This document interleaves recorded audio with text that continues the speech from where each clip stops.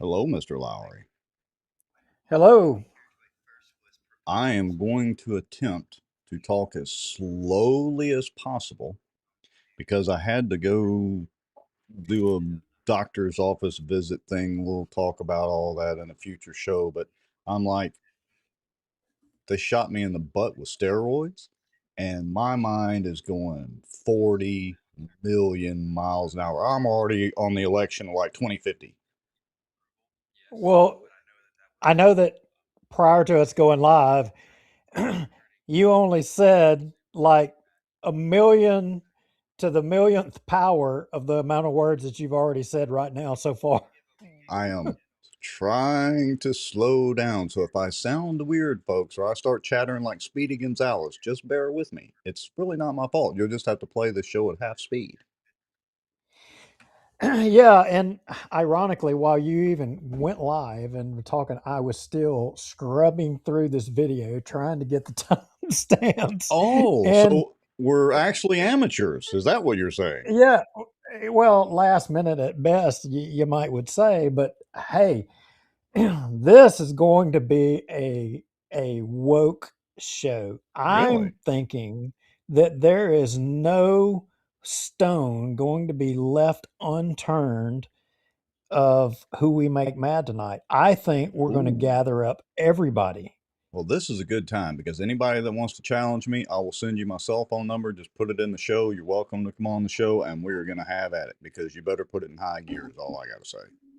No, seriously. Yeah, It should be a good I show. A lot of it we're going to do off the cuff. I know you've got some notes and stuff, but and I got to challenge you. oh Oh, there ain't gonna be a lot of off the cuff. There ain't much disputing everything that we're gonna go and where we're gonna go tonight. We're gonna talk about Bossier City. Bossier City is the gift that is giving.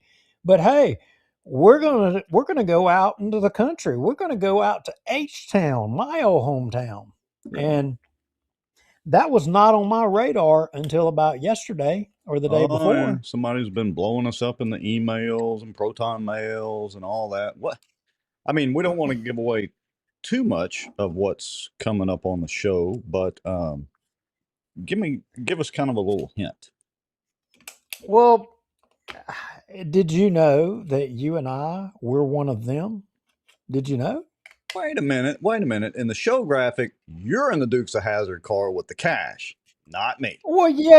Well, I'm a high achiever, Oh, but I mean, we both were included in being one of them now. So oh, really? Are we I both couldn't on the take? exclude Did we you. get accused of being on the take with somebody? I mean, what's the? Well, I don't think you were accused of Oh, that, but I mean, of course, me, I'm on the take everywhere. Apparently, I'm in the middle of you everything. living I in don't know how. high cotton. You, I all mean, right. So I can't stand it. It's Hold I'll on. tell you, it's so bad. It's so bad. I haven't even been able to follow all the accusations because I've been too busy counting all my dollars. Well, look, you're spilling them out of the general wildlife and Yeah. fisheries car. All right, look, folks. You can say what you want about AI. You have to know how to prompt it. And some of this stuff I do with AI, I pull it down into affinity and I'll tweak it a little more in infinity. But you got to admit, that's pretty good. And it cranked that out in under a minute. That's a few hours of Photoshop work at best, or affinity if you're using affinity work.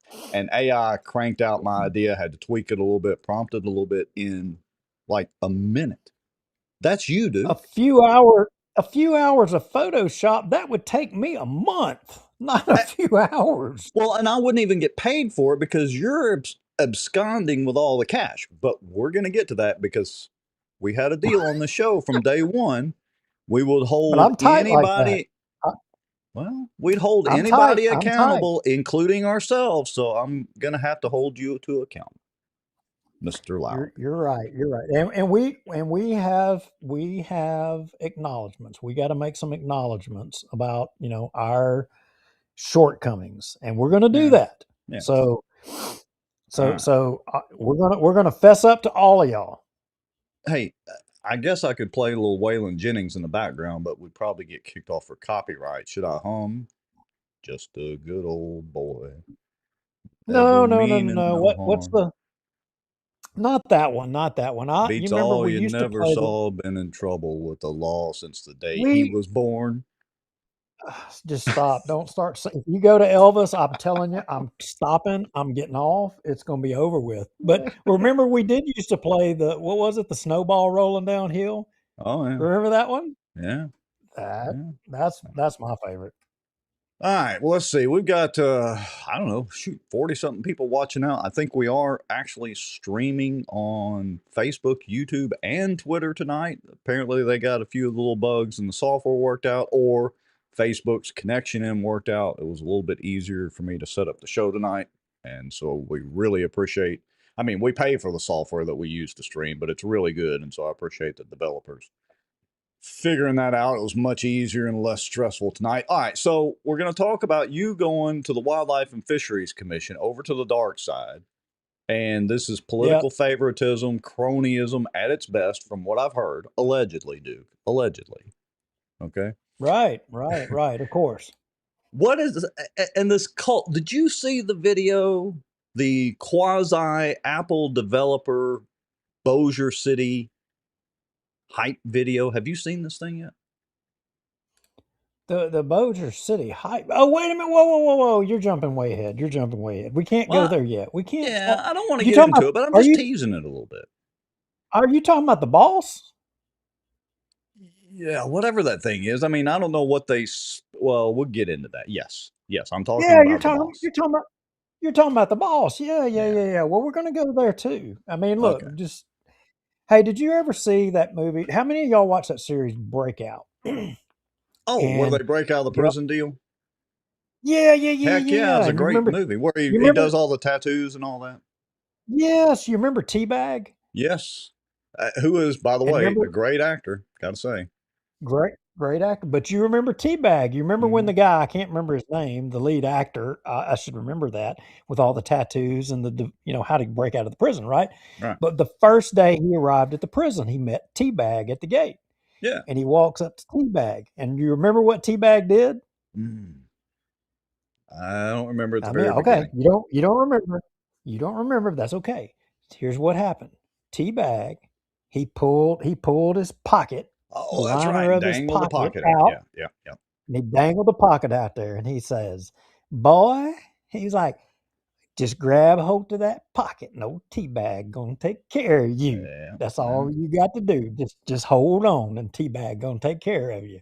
Well, that's what I'm telling you. Old Duke's gonna take care of you in this show. You just grab hold of that pocket, brother, and let's just roll with it. And ain't nobody gonna like us after this show. Perfect. And look, I gotta say, that series Prison Break. I don't know what app it's on now, but it is worth watching. Excellent, excellent show with a bunch of great seasons. Anyway, all right. So how about we go into our little intro ad deal? That'll only take about 30, 45 seconds. I actually need to update it a little bit. And we'll let everybody go make some popcorn or a quick drink, or in my case, I've got Dr. Pepper and a whole bag of M&Ms and chocolate that I'm crunching on, in addition to being hyped up on medicine here. So again, bear with us, folks. How about we go to that ad break and come right back and let's dive into this. What do you say, Mr. Lowry? 100%. Let's roll. All right, here we go. We'll be right back, folks. Y'all know the drill. This live broadcast is brought to you by The Outdoor News, fishing and outdoors for our area. Acadiana Mortgage, over 25 years in the mortgage business. Pelican Training and Consulting. Reach out to Julie Ferris. Smarter Geek, making technology easier. And folks sharing information and watching out. Now, grab your popcorn and a drink. Here we go. I'm good. All right, so we are back. And look, the show topics tonight, pretty much anything and everything, but just for quick review, for those of you that forgot 45 seconds ago that we were talking about, we've got the Bossier City cult logo thing, whatever, to talk about. The city council meeting, we're actually going to add some of that in. Did you say cult? Yes, I did. It was like a Jim Jones thing for me. I expected them to get Flavor Aid. It wasn't Kool-Aid. It was great Flavor Aid, by the way. I expected them to pull Flavor Aid packets out any minute when I was watching that video. Okay. All right. All right, folks. Hold Okay. on just a second. I don't have the video queued up. I don't know if you have it in the notes. I hadn't checked the notes yet, Duke. But here's what I encourage you to do. Go to Bossier City Councilman Chris Smith's page and Brian Hammond's page and the rest of the council members. And there is video of them doing this hype thing. Now, let's go ahead and get this topic out of the way, Duke, if you don't mind, because it's fresh on my mind. So I get that they're wanting to rebrand the city and all that. Okay, that's great. But if you're going to try to imitate an Apple developer conference or an Apple conference, like quasi try to channel your inner Steve Jobs, which none of them can do, you got to do better than that. Because I don't know if you've noticed, Duke, but every tech business, everybody on the planet now tries to do the Apple style videos. And folks, y'all aren't Apple. City councilmen, I appreciate the enthusiasm, but y'all are not Apple. All right. So I've got my tech rant out of the way on that. It is almost like when you see the end of that, it's like a cult phenomenon, but it is what it is.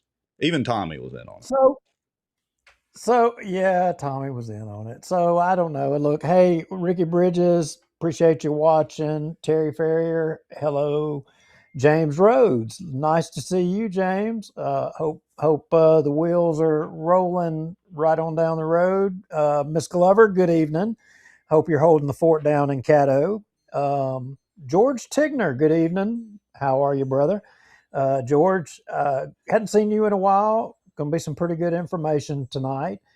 Our all-time favorite, Ryan Haygood, Val Baker, of course, Charlie and Judy East, and hey, there's my good friend James Dooley. Thank you. Appreciate the compliment. So, yeah, here's my take on the boss. Okay.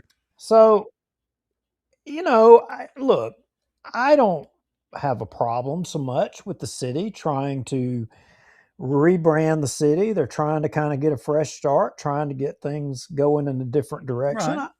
I agree. I got no problem with that. I agree.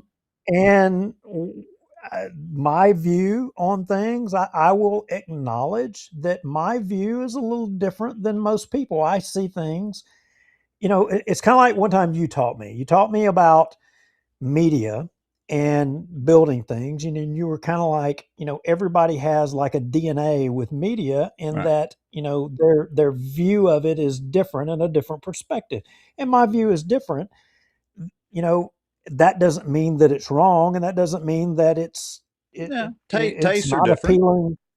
Yeah, tastes are different. So, but the rebrand, and maybe they know something that we don't, that that's going to benefit in some way or some way not.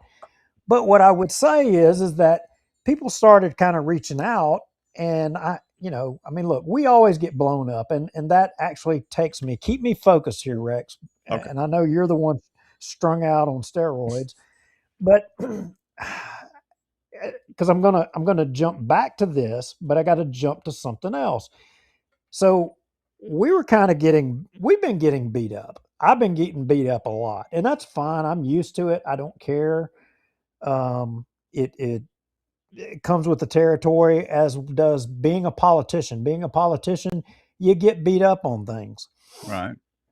But we were getting beat up, and some people were criticizing us because they were sending us information, sending us messages, and we weren't responding, or we weren't doing, or we weren't taking action. I mean,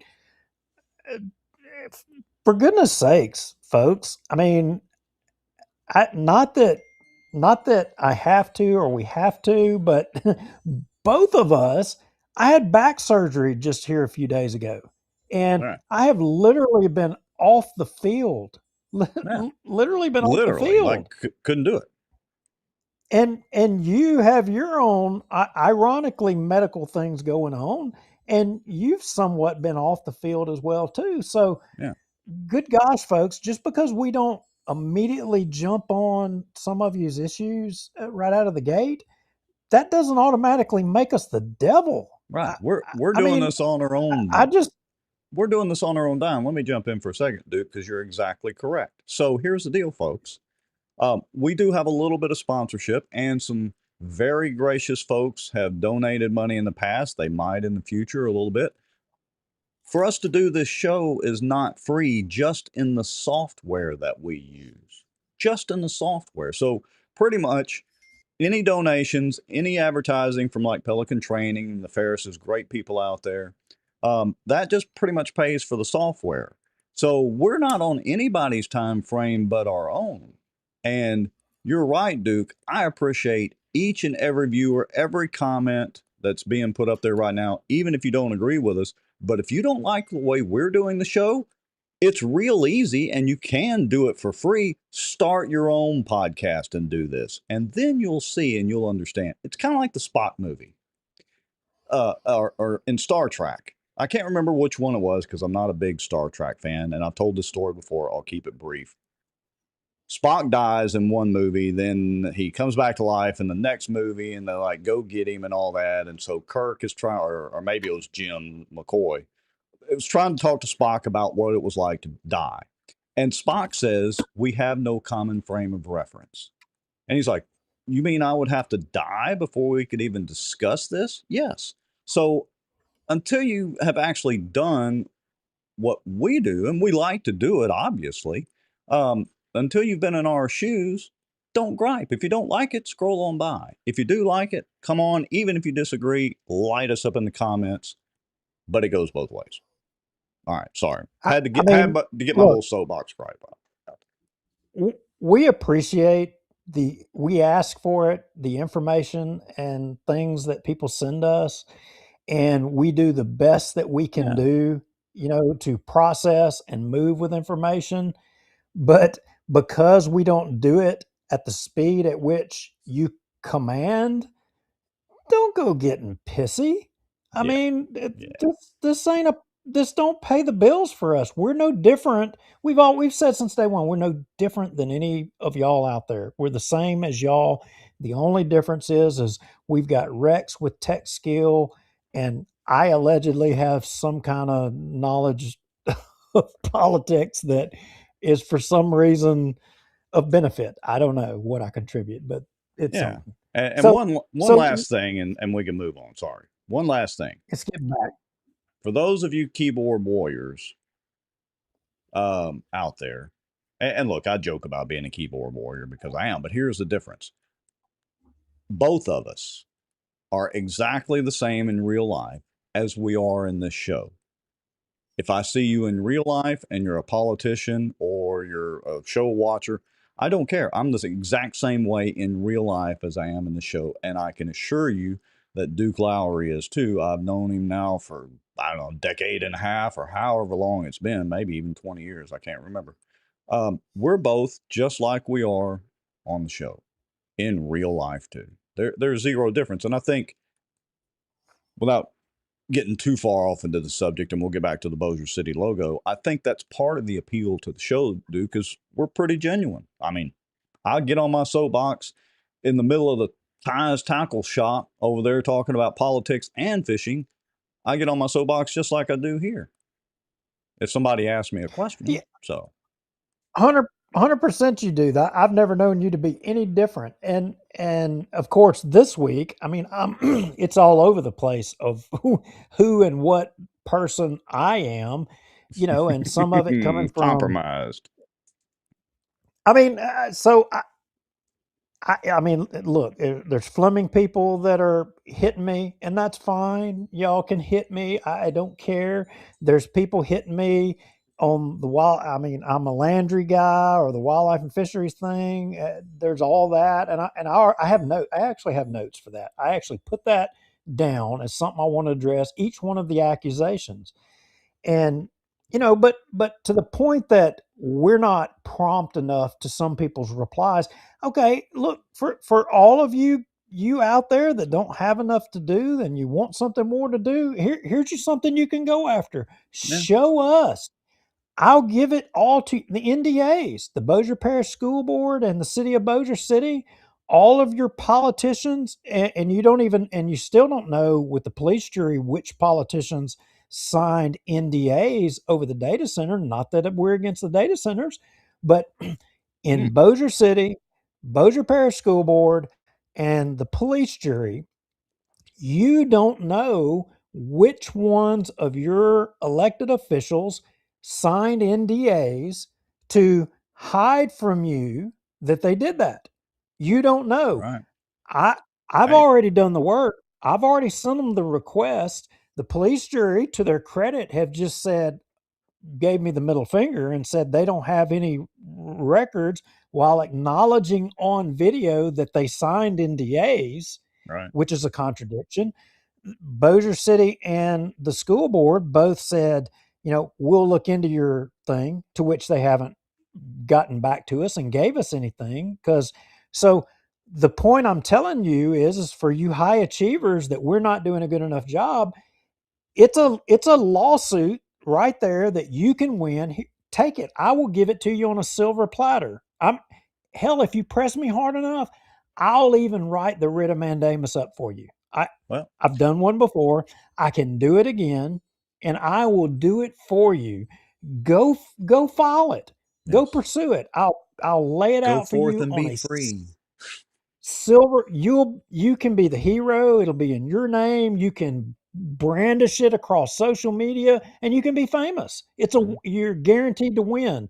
The statutes, I mean, all the laws are in your favor on this. You can win. Yeah, and look, we have posted a lot of information on public information requests. They're not FOIA, by the way.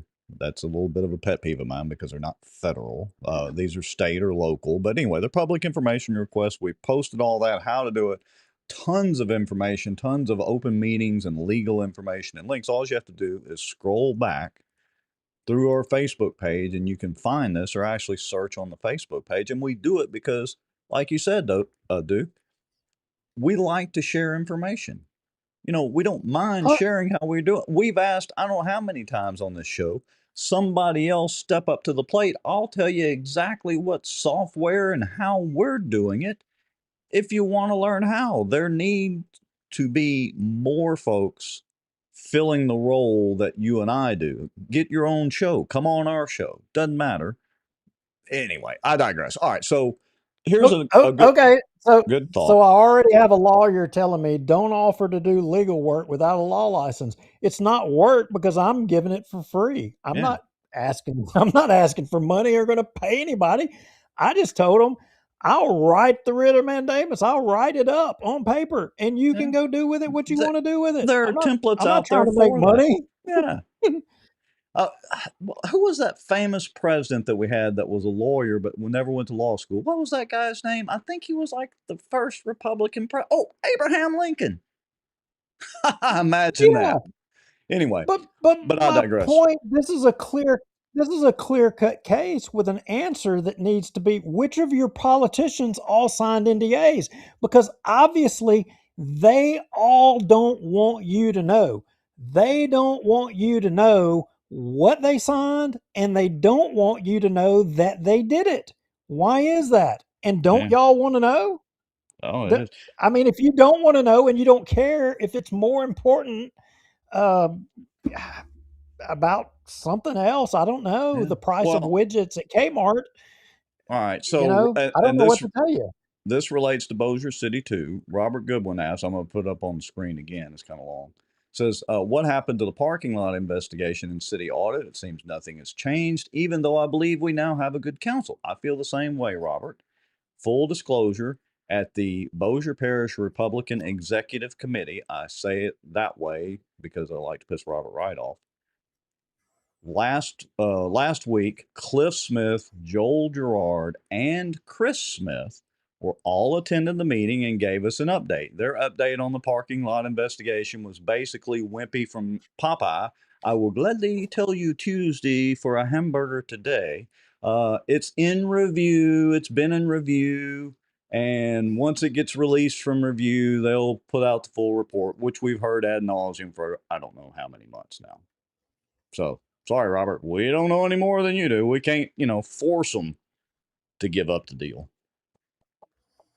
So, um, yeah, there's lots of stuff. And look, I don't want this to seem like it's a gripe session. It's not. We have, again, we've done 300 3+ a lot Okay. more shows and all kinds of content. Okay. But Look. I'm oh, gonna give you your update. Cut 50. okay, here we go. Pull up. Cut 50. We're Oh, I gonna have to jump. get rid of the new the new Boss logo where We're they gonna got to get come. We're gonna Bruce come. Springsteen. See, all y'all need to know who's the boss. Y'all just don't know. That's what Oh, this was about. This was about letting y'all oh, know oh, who was the boss. are we doing another And parking lot? you talking about parking lots and Hell dadgummit, yeah! Oh, you know wait, that what? place looks We're getting familiar. another parking lot in Bossier. Really? Where's that place at? That's my office. I thought You that was know, familiar. You are on the I'm take, aren't you? I'm on the take. I'm the insider. I'm the insider. I told you. I I knew was you just were being. compromised. AI got it I right was when they put you in the general league. I was being honest. I mean, I was too busy counting my dollars to be able to attend to all the nefarious things going on everywhere. Dead Ah. gum. All right. So explain this to me, Duke. You got to tell me how you managed, because I got to tell you, at the RPEC meeting last week, I asked Joel Gerard about getting our ditches cleaned out, which I think are in the city's right of way up and down Hickory Ridge here, so that the water flows like it's supposed to down to the Flat River and doesn't flood all our yards. And you know what Joel told me? He was very nice about it, and I like Joel. He's a super, super smart, super nice guy. You know what he told me? Well, I can recommend it, but I can't force the mayor's office and, that side to do anything, but I can make recommendations. But I got to tell you, it'll be years down the road. Years. We'll see about that, Oh Joel. boy, And I like it's Joel, gonna be nice guy. it's gonna be hard for me to not throw some shots at people tonight. And Joel's gonna be one of them people I'm gonna throw a shot at. But Well, Joel, you're not gonna be the only one. So hey, look, while I was busy counting my dollars, I didn't. I failed to realize that somebody showed up in front of my office to finish fixing the damn curb that the state didn't do. well, I But want to know how you got that done. Isn't that a state well, let me road? Well, let me tell you, yeah, it's a state road. So let me tell Who's in you how I charge of the got that curbs? done. Yeah, who's in charge of the Now, curbs? as you know, yeah, so somebody alleged that hey, Duke's on the inside. See, there he's getting favorable treatment and all that stuff, right? Oh, That's one of the countless accusations of me being an insider and political you're telling cronyism me and you all. might have called that gubernatorial guy? It's Hmm? you never know. It just my You tentacles. almost said Hell, yes. You almost slipped up and let yourself I out of could the closet. I could call DC at any minute, any Okay. second. I may need to get off here in a second so I can make a phone call. Yeah. But look, so as the state finished their project, as you recall, on Benton Road from East Texas Street to 220, rehab and all of that. Funny thing, the only curb between East Texas and 220 that Hmm. didn't have a drop off that would knock the front end out of alignment in your vehicle that wasn't Yeah. repaired was guess where? In front of Acadiana Mortgage. Hmm. It was in front of our office, me and Kara. I thought you. So I thought maybe you made up to old Mikey boy in D.C. Oh, side note, you know who I got a call from the other day? Your favorite buddy, Martin I got so Brown. many. And I thought I was in bizarro world. Martin calls me from time to time, and we're not great friends, but we get along. And I know a lot of people don't like Martin. He used to have the Ask office ask furniture Martin source. one day if my FR shirts fit him or not. Here's the interesting thing. He was big Team Gaddy and anti MJ. He switched sides. I mean, he was saying glowing things about MJ, and he was, let's just say, certainly not on Team Gaddy anymore. So that's a side note. People can switch sides. Have you switched sides, Duke? Are you on Team Walk on Water now, or what? Well, what I as Are you what I hear compromised? on Well, what I hear on social media is that I'm both compromised. I switch sides. I'm rolling in the dough and all You're a this switch stuff, hitter, and huh? I'm getting free parking lots. There's the proof But right there. You took the picture too. You're and telling on yourself. I didn't take that freaking picture. Somebody sent me a Oh. picture of I wasn't even in Bossier. I wasn't even near the scene of the Oh, that's crime. right. But You're probably they, down in Baton Rouge with your nose up somebody's rear end. Some I political told you time. told you I was busy counting my dollars. But Okay. so these guys are in my parking lot one morning, just suddenly showed up, right? But Mm-hmm. I can't. I have to acknowledge I didn't know. I did know that this was going to happen. So here's what happened: the state egregiously, when they were redoing Benton Road, they didn't fix that part in front of my office. They did every freaking where else, but not in front of my office for whatever reason. So I made a phone call, Mm-hmm. and I don't care. I'll tell you who. I called Shane Cheatham, and I said, Oh, "Hey, okay. I want you to do me a favor, this new CAO." I said, would you, because I don't want to make a big deal about it because of us doing this show. I'm Mm-hmm. not wanting to go, uh, jacking anybody's jaws, but I just But want to know we have talked why. about If that you, curve before. yeah, if I just want to know why the state, when they did that project, because if I go asking, people are going to start putting up defense mechanisms, right? That's Mm-hmm. just the way politicians do. And I said, I just want to know why they didn't do that part. And Shane ran the trap for me and determined that they had no explanation for why they didn't do that part. And he worked on the deal. I don't know if this is something to do with the state, with these guys, or the city, but he said that he got it worked out with the state, that it was going to be fixed one way or the Oh, other. now you're on Team And Tommy.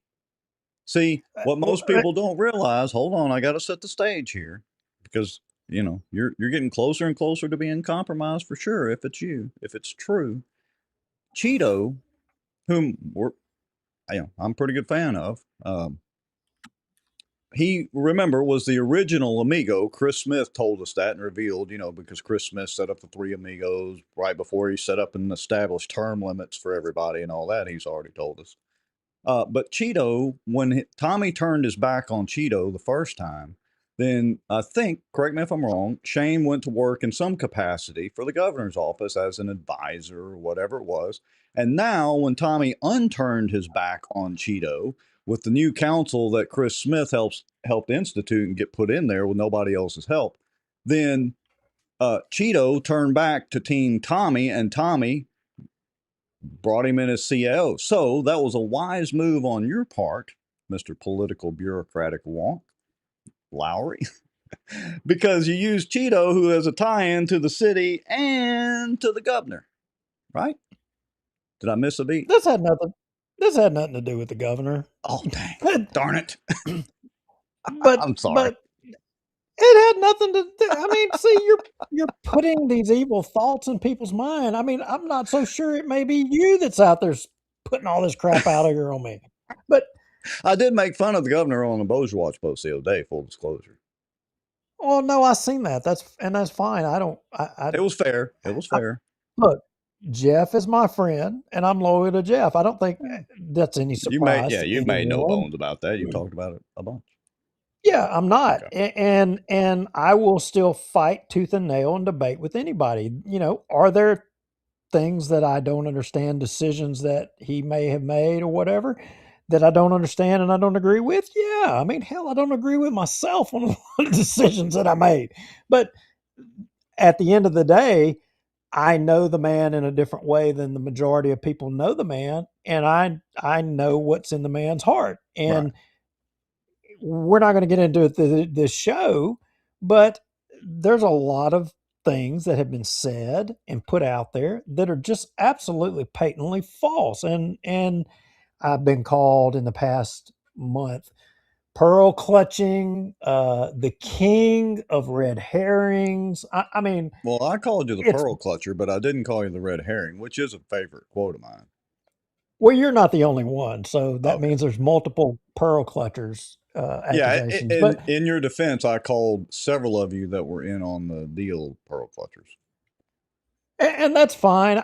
Look, I don't It's care. I only can because I take it. I'm love a you, big. dude. I know I can take it. Not many people can, but that's the thing. You get hit. So, All right. and I've only received one physical threat of harm since being named on the Wildlife Fisheries Commission. Only one. Oh, but the day So is young. I'm not doing a good. I'm not doing a good enough job, apparently. Yeah. So, Oh, uh, wait, I'm busted. George Tigner says, Duke, you finally figured out that your partner is a shit stirrer on your stuff. I'm the king of stirring the pot. So yeah, I Duke is not immune to that stirring either, you know. Nah. yeah, I've known that, George. Definitely, believe me, I've known that. But so listen, apparently the Fleming people, I mean, apparently, this past week or so, I mean, I was apparently spreading the rumor that John Fleming was in the Tulsi Gabbard files. And I'm still waiting on evidence to support that claim. I mean, it went so far Well, as to John Fleming himself before Election Day messaging me, Duke, I'm being told that you are putting this out here and spreading that rumor and putting that out there. Okay, show me.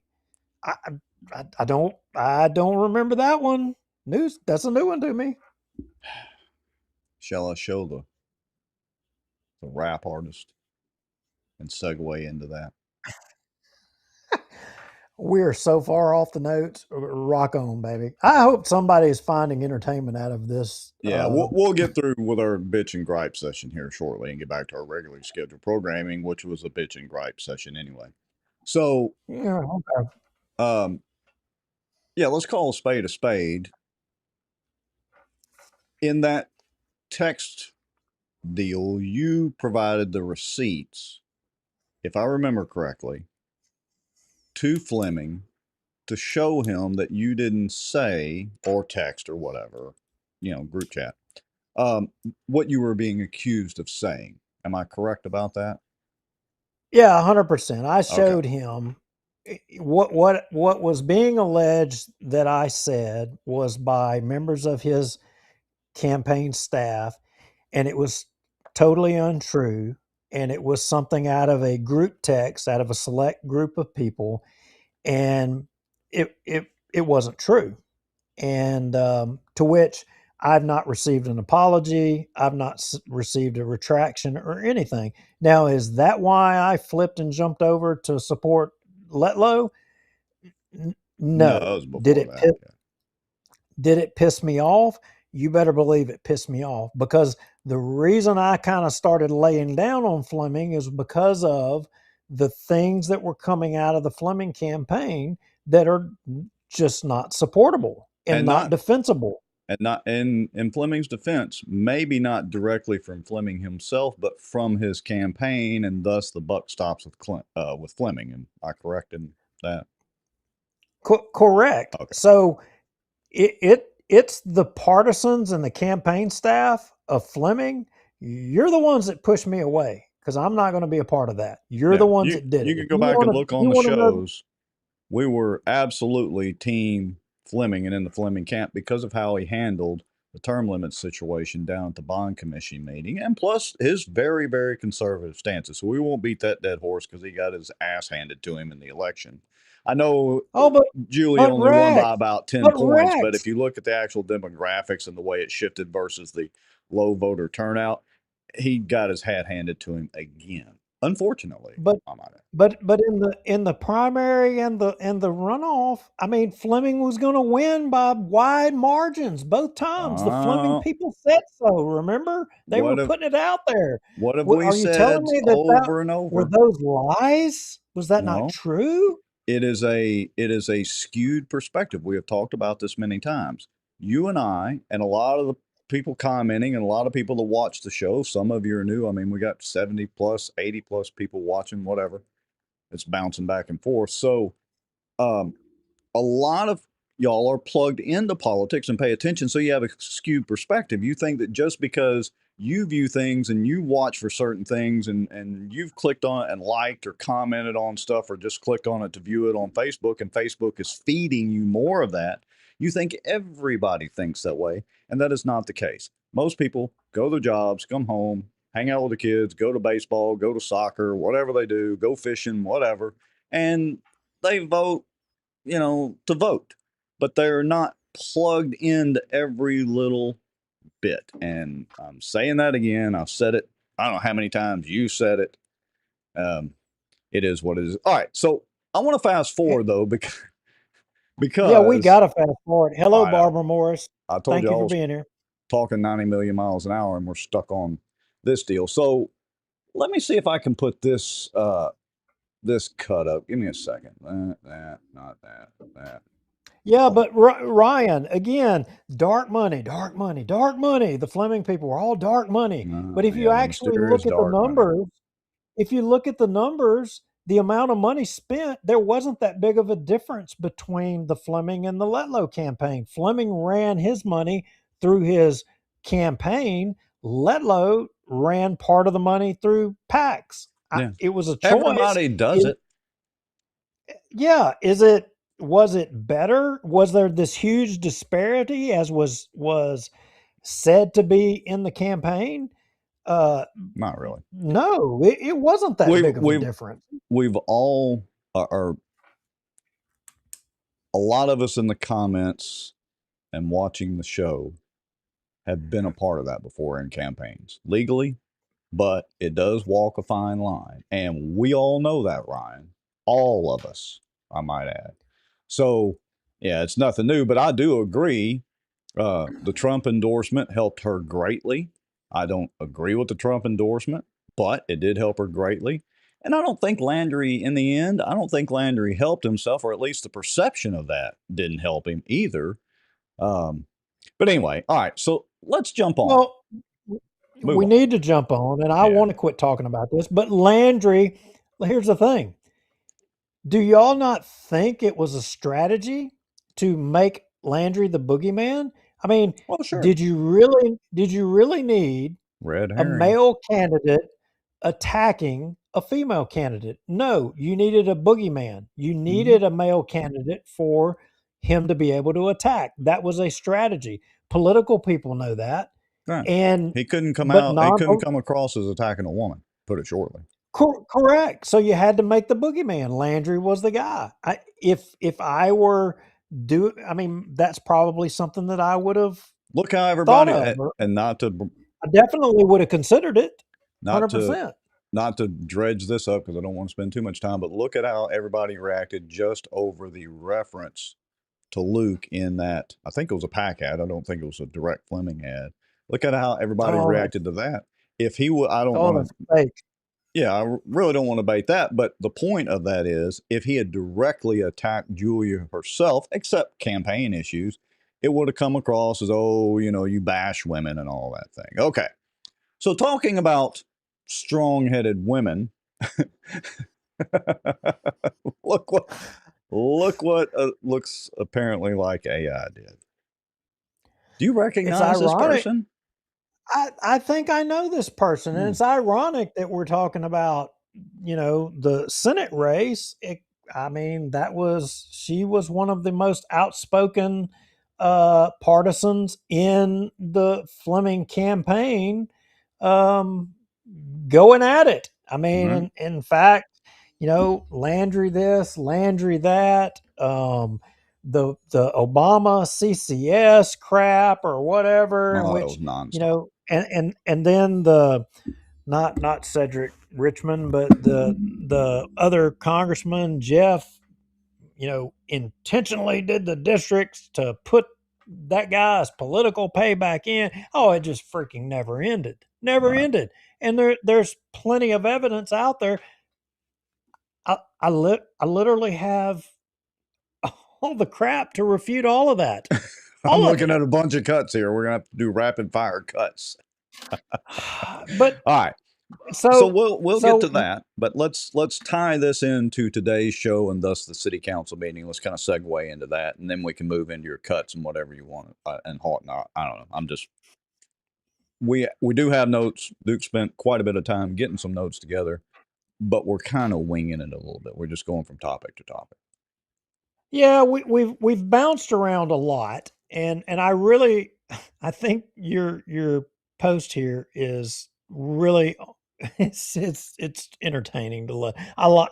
It's supposed to be R, entertaining. Yeah. RPJ is my friend, Yes. and even though I disagree with her and we found ourselves at an impasse, I still love her, and I will.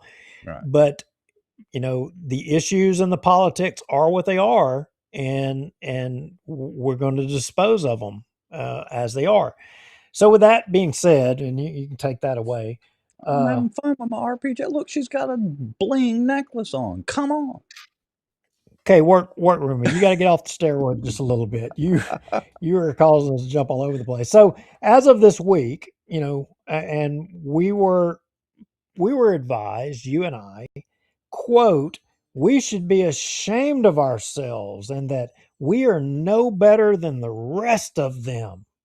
And, of course, I'm accused of only getting an appointment to the Wildlife and Fisheries Commission, because of the politics in the Senate race. I'm saying some of the Well, quotes and accusations that have been levied, and uh, you know, here's and what it's here's what I can say. primarily Fleming. It's primarily the Fleming people that are saying that stuff, uh, which Here's what I can really add pisses to it me off. without revealing too much information. I can say with certainty that possibility of you being on the commission was talked about well ahead of the campaign. And I'll leave it at that. To dispel those rumors. Well, not that it'll dispel them, it'll probably actually raise more rumors, but whatever. it's pretty damn insulting to those people that they would make comments like that without even looking at my history.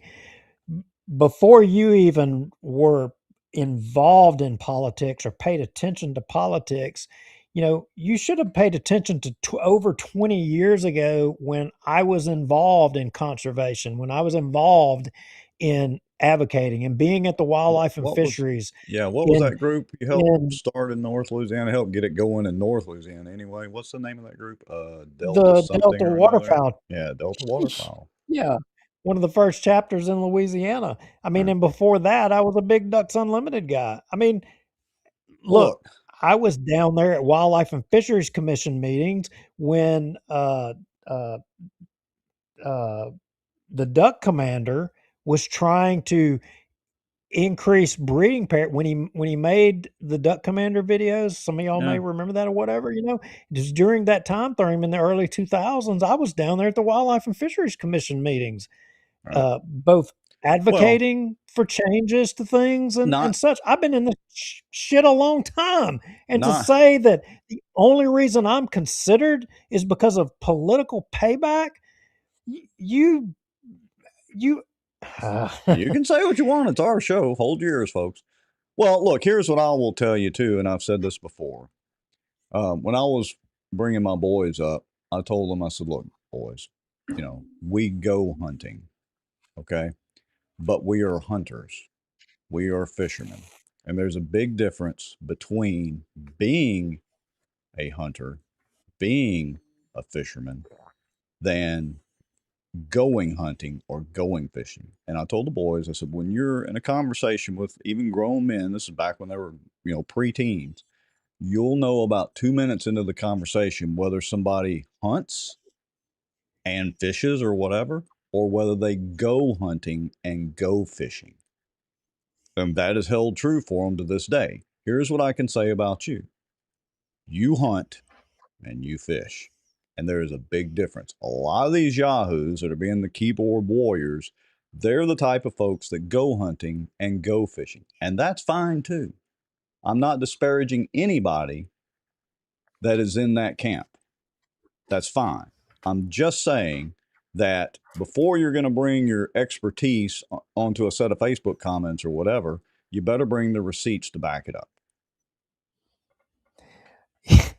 Okay, I didn't have a parking lot upgrade. I just got the part of the freaking curb so you don't cut Oh, your tire don't lie. when Don't you're let him lie to you. The when you're rest of that picture when that we you're didn't show, the whole parking lot's be really done. He's part co- of parking lot gate. Ryan Haygood, you pull down Benton Road and you're not going to cut your tire on my driveway anymore because they fixed the damn curb. Otherwise, you would have tore your tire up or took the front end off your truck. But And Barbara Moore says, congratulations again, Duke. And Barbara, I want to remind you, thanks for watching. If I remember correctly, you're from home or around Claiborne Parish. We've not forgot about Claiborne Parish either. We just hadn't made any progress yet that we're ready to reveal on that front, but it is not off of our radar. It is still absolutely not on our radar. So, since we're dispelling rumors, and I want to keep moving on and go to another one. So, we were all this wasn't a we, this was me. So, while I was busy counting all my dollars, just from my government grift and my free parking lots and all that crap, I was also accused that I was ignoring things, and like in Haughton, because I do business with Chris Smith, Shane Oh, Cheatham, yeah. Brian, You're one of those guys. Brian, yeah, Brian and Hunter Timms and Haughton. Look, let me correct the record here right now and be clear with everybody. Those asshats are loyal to Sobo. I'm a Nobo guy. They have never given me a chance at their business. They're all in real estate. None of them have ever sent me anything. Nothing. Nada. So to whoever you are that thinks that I'm getting some shit from them, go produce the closing that they were on a closing with me, because it doesn't exist. These guys ain't never sent me crap. Not just that. So I'll even go down the term limits rabbit hole again. I'll keep it brief. The term limits, contrary to what some people claim in their political campaign quasi interview videos, what got the term limits across the board and across the legal table with all that was the 2 petitions. Without those petitions, none of it happened. There were 3 primary people and a few secondary people. There was Duke Lowry, there was Colonel Crockett. Duke, you chime in here in a minute. Cassie Rogers helped quite a bit. I think Ryan Haygood did as well. I did just a little part other than social media stuff, but the actual sweat equity was not done by those Sobo guys. They showed up for the pictures and the selfies. So the referrals that somewhat to Acadiana Mortgage, that money out of my pocket that went towards some of this didn't come from any referrals from those guys. None. Right. 0. Nada. Right. All right. I mean, y'all got the wrong guy. Maybe y'all need to look a little deeper and figure out, because maybe it's probably a Sobo guy. Yeah. So Anyway, but on again, that. So we're now on the that gripe session still. Haughton. Now, I wasn't going to go to Haughton. I wasn't going to. This was not on my radar. Again, while I was busy counting dollars in between getting back surgery and drugs and counting all your money, whatever, counting my money in parking lots. I just negated to. I did not realize that something was going on in Haughton, and apparently there have been some things going on in Haughton. And in full transparency, again, because I'm the insider, at the heart of what's going on in Haughton, it revolves around an individual who is the head of and I don't even know completely what his identity, role, whatever was, but he was over the water, the sewer, or something or other. His name is Jackie Hicks. In full transparency, I graduated high school with Jackie Hicks. He lived probably a half a mile from me, and did we know each other? Did we have some good times? Did we go hunting, go fishing? Yeah, we did. Honestly, I don't remember the last time I saw Jackie. It might have been when we graduated. It's been that long. But there's the transparency on that. Okay. And drum roll, please. And to get to where we're going on this Haughton thing, and the Bossier City thing is real important. So if y'all are hanging out for Bossier City, you're definitely going to want this, because both of these are juicy. I don't think the Haughton thing is going to take that long, but the Bossier City thing, you're damn sure going to want to be a part of this, because It's pretty rough in Bossier today. Cut 10, Haughton first will be where we'll go. All right, give me a second. Let me And get rid of the notorious RPJ. Let me get cut 10 in there. Go ahead. wasn't gonna. Hey, there's Mr. Marriott. Maybe 250 signatures this Sobo guy collected for the petition weren't Sorry, needed. Wes. I did leave you off of there. Wes Marriott did do quite a bit. Yeah. Well, it was not on purpose. Sorry, Mr. anyway, Marriott. You conducted the interview, so I don't hold that against you. It was the other mouth running. Yep. Well, maybe Wes can address the people attacking me for taking, all the business of all the Sobo guys. Maybe he can address that. I don't know. Maybe he'd like to. All right, back to Haughton though. Okay, Haughton. So we get this message, right, among many messages, and basically it's about the Haughton deal. Mm-hmm. This is who is responsible for the safety of the town of Haughton water after firing Jackie, talking about Jackie Hicks, for no reason other than being a whistleblower. So my take on that is they're indicating that Jackie Hicks made some assertion to whistleblowing about something. Don't know what, reading into the accusations here. They go on to say the public deserves to know who in these positions, especially driving town vehicles, given both of their extensive criminal records, to which we were provided records of 2 individuals. I'm assuming by this, these are the 2 individuals that they're talking about with criminal records. We did receive something. We're not going to put that up, Right. but they sent supporting evidence to that claim to back this up. And the public deserves to know who is in these positions, especially driving town vehicles, given both of their extensive criminal records. Anytime this gets brought up in any local group, it gets deleted immediately. So okay. Go to cut 11, the second part of this message. All right.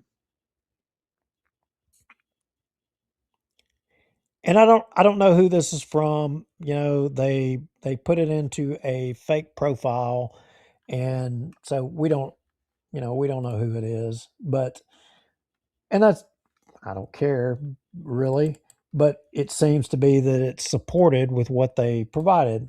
They go on to say, also, Jordan Shireen, who is a councilman, alderman, I don't remember which it is, what they have out there, councilman or alderman. Again, I wasn't paying attention to any of this until they started throwing accusations out there, which honestly pissed me off.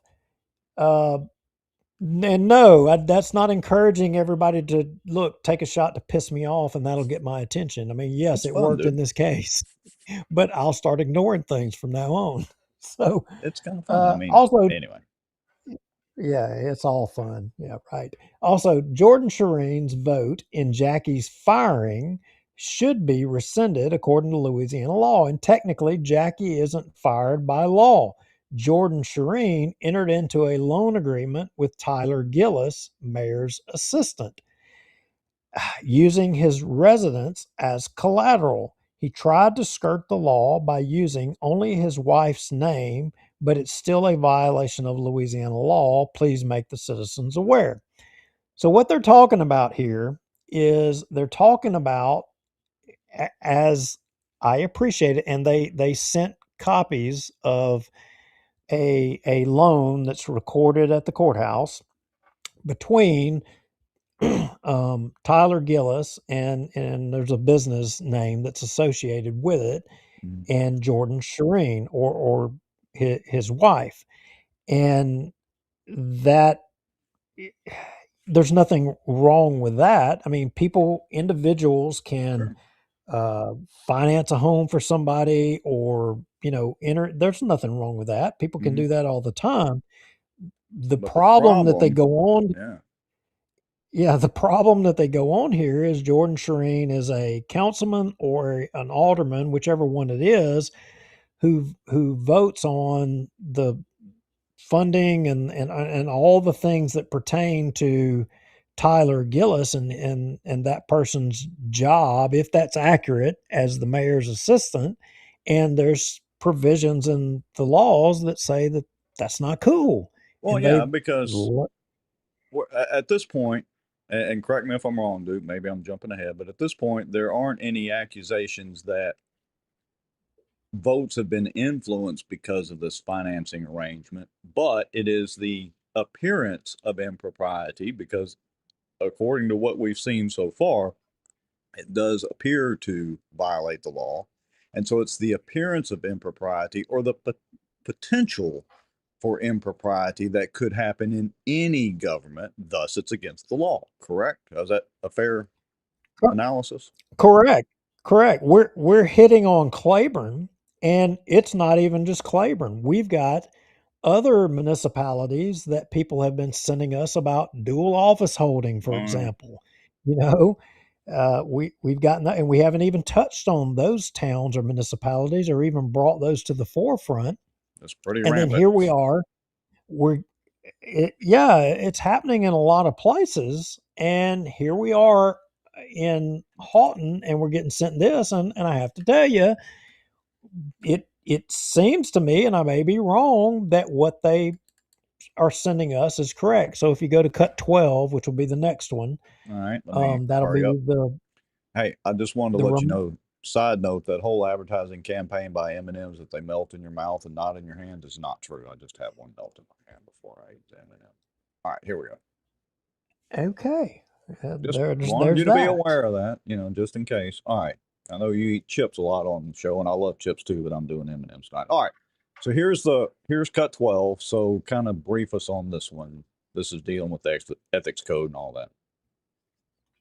Yeah, so it they go on just talking about, administration and voting on budgetary items and lending and stuff like that. I can tell you that did a little bit of studying, not with the Office of Financial Institutions. The company to which this loan was made is not listed as a entity with the Office of Financial Institutions, although it is a duly registered company with and the Secretary of State's office, but it's not a lending institution. But again, that's not the rub here. The rub is the issue between government and somebody voting on pay and things of that nature. And then additionally, there's the question of the employees that I'm assuming, I don't know this, are replacing Jackie Hicks and having records, criminal records. Well, I got a couple of thoughts on that. So if Jackie Hicks was removed and two people that were employed, I don't know if they were just hired or if they had been employees with criminal records. It begs the question, who hired them? Were background checks done? Are the criminal records that were sent to us, were those acceptable criminal records to be in charge of water for people in the town? Those are all questions that I just honestly I can't answer. I don't know. I don't know that we can get an answer on that. Hmm. But if Jackie Hicks was running that division, you would think that, well, he would probably have known or been a part of that. Maybe he was, maybe he wasn't, but somebody should have known. Somebody should have been a part of that. Who was? Interesting. All right. And while you're discussing that, I'm trying to see. It looks like that. Looks like that Facebook group. I think it was Haunting Lapdogs has been taken down, or they took it down, or I don't know what's going on. I Interesting. I don't know. And again, I had no intentions of uh, digging into this issue until I was accused or suggested that I'm not looking at it because of my business dealings with the Sobo real estate mafia and my connections with them, to which I don't have any. Well, I just want Yeah. to remind you that looks like a lot of cash in that General Lee Dukes of Hazzard Wildlife and Fisheries version car right there. I'm just saying, but could be wrong. Oh, that's right. I'm just rolling in it up here. I Yeah. mean, I mean, All me right. and all my kickbacks. I mean, I don't do kickbacks, but somehow or another I do. All It's right. crazy. So let me give you my take on it because I think a phone call or text message or something was also made, and I won't reveal that unless you want to. Um, Yeah, I need to go there. I need to do that. all Yeah. right. So correct me if I'm wrong here and fill in the blanks for me and the viewers. It was a phone call or text message made preemptively to try to get ahead of us digging around and publicizing this stuff. Is that a fair statement? Say that again. Say that All right. again. So there was a phone call or text message or some type of communication made by someone from Haughton to try to, I'll phrase it as, get ahead of the game in us reporting or looking into Well, and publicizing these I, apparent shenanigans that might be going on. I'm not saying that, but here's what I will say. I mean, so again, I didn't even know that anything was going on in Haughton. Like I said, I've been too busy counting all my money, from all my corrupt dealings. I didn't even know anything's going on. If you So didn't throw it out the I'm car window, you could count it easier. I'm just saying. Yeah. So as I'm recovering from my back surgery, from injuring it, from having to carry all these bags of cash around, I get a phone call. And that phone call is look, there's some stuff going on in Halton. And if you want to know about all of it, I'll tell you what's going on and give you the insight. And I was like, man, I got no idea what's going on in Halton. I said, not looking at it, not paying attention, got no interest. Just in one ear and out the other. Because I didn't care at all. And then I'm start getting accused of crap. And okay, you know what? You got my attention. Well, Now I'm in. but it ties back to one of our rants and gripes at the very beginning, if people were paying attention, because the reason that we must be on the take was because we hadn't responded or covered any of this in time or to that person's liking. I mean, again, we have other things going on in our lives, and sometimes what we do and the methods that we use take some time. We're not in any hurry. It's not like Haughton's going to go anywhere. Haughton's still going to be there. The mayor's still going to be the Yeah. mayor, and Jackie's still going to be fired. Whatever's going on. Yeah. I'm sorry that my surgery on my back took precedence over addressing my grift in a public way. I, I apologize. I'm sorry. Yeah. I'll try to do better next time. And also, squirrel moment here. I want to address. There was a comment earlier reminding us about the from Dawn Procel Fausto about the parents and employees and the whole Haughton grading scandal. So don't forget, there's also that apparently separate issue going on as well in Haughton. So there's plenty in Bossier, plenty in Haughton. Okay, back to Haughton.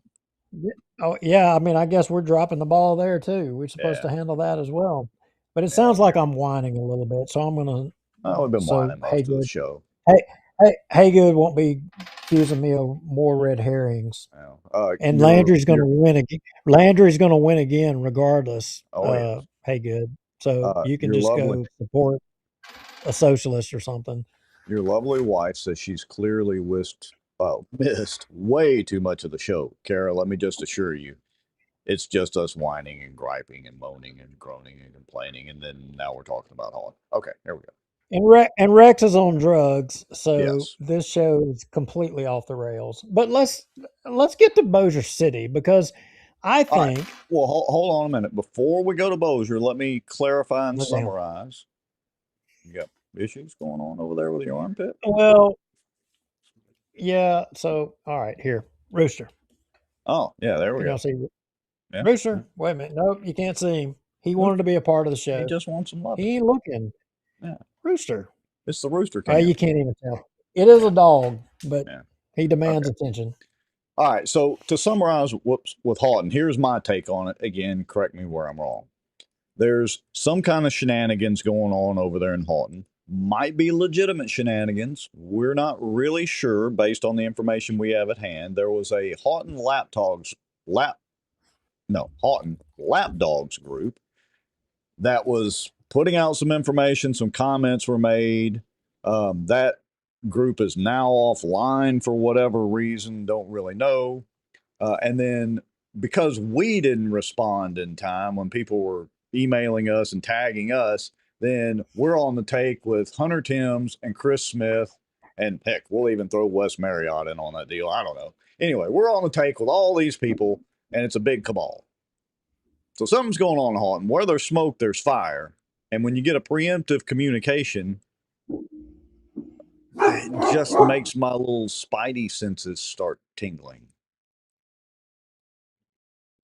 All right, so now I'm let's move sorry. up.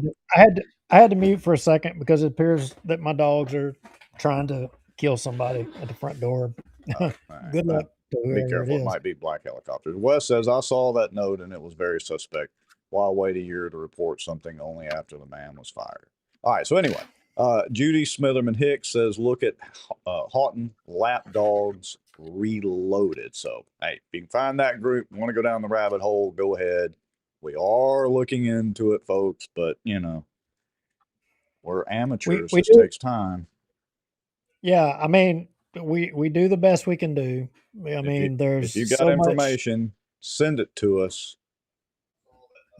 We can only count so many dollars and per minute. We can only do so much. I'm sorry. Let me switch So profiles Bossier because City. yeah, go ahead. Let's move on to that. Yeah, Bossier City. So I got to tell you, I'm going to give you this.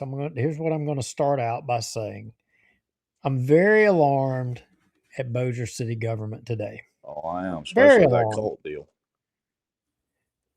Not so much the cult deal. I mean, look, we know who's boss. It's Sobo. Sobo's got control, and it's all about Sobo. So, and look, if you're regular people from Sobo, I mean, good for you. I hope that the Sobo Mafia includes you into their big plan. But the boss, we're going to go for a new logo, a new designation. We spent money to it, and I had people send me, I had some people send me some complaints. They were like, how and why are we doing this? And see, we said we were going to come full circle, and we're actually doing it. How and why are we spending all of this money on this when we still got these problems? And if you go to cut 21 through 26, Oh Lord. they were they were sending me, and you can just scroll through. It's one of those deals where you can just one after the other start popping up. And they were like, so we're spending money to rebrand Bossier, in which again I don't have a problem with. That's fine. But their point was that there's still a lot of Is problems that a within tent? Bossier. Did you go camping? It's a homeless encampment in Bossier, and Oh, we we still we still have these. I know where some of these are. I yeah. don't know where this one is, but I know where some of these are. That I, I don't know where that one's at. Mm-hmm. Um, I'm and they dragging some started, more in. Oh, yeah. and Well, the they're homeless sending me people need pictures. somewhere to sit. So the point that they're trying to make is that there's blight and that there's things still going on. So it made me think a little bit, right? And I'm not saying that there's not, because there is. There is still blight in places, and Well, some of these I stuff. look. I gotta say, we've had this argument before. I won't belabor the point, but once you start getting into the blight issue, one person's trash is another person's treasure. You get into eminent domain and all that sort of thing, blah, blah, blah. And what's that deal where they take over the property, adjudication or whatever? I don't know, but I agree with you 100% right here. Before we're going to spend $100,000 on a logo, I don't care if it was a grant. That was the only thing you could spend it on was marketing.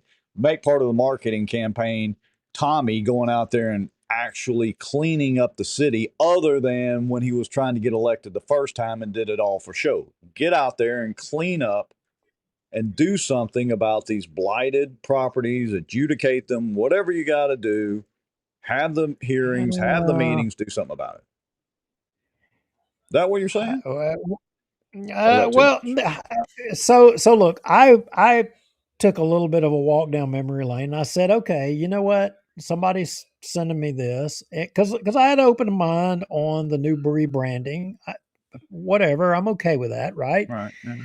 So if you go to cut 27 through 29, I thought there was a couple of things popped in my mind. And I said, I wondered, because I remember in a previous show, we did something similar to this. We showed a lot of these places that were kind of jacked up, right?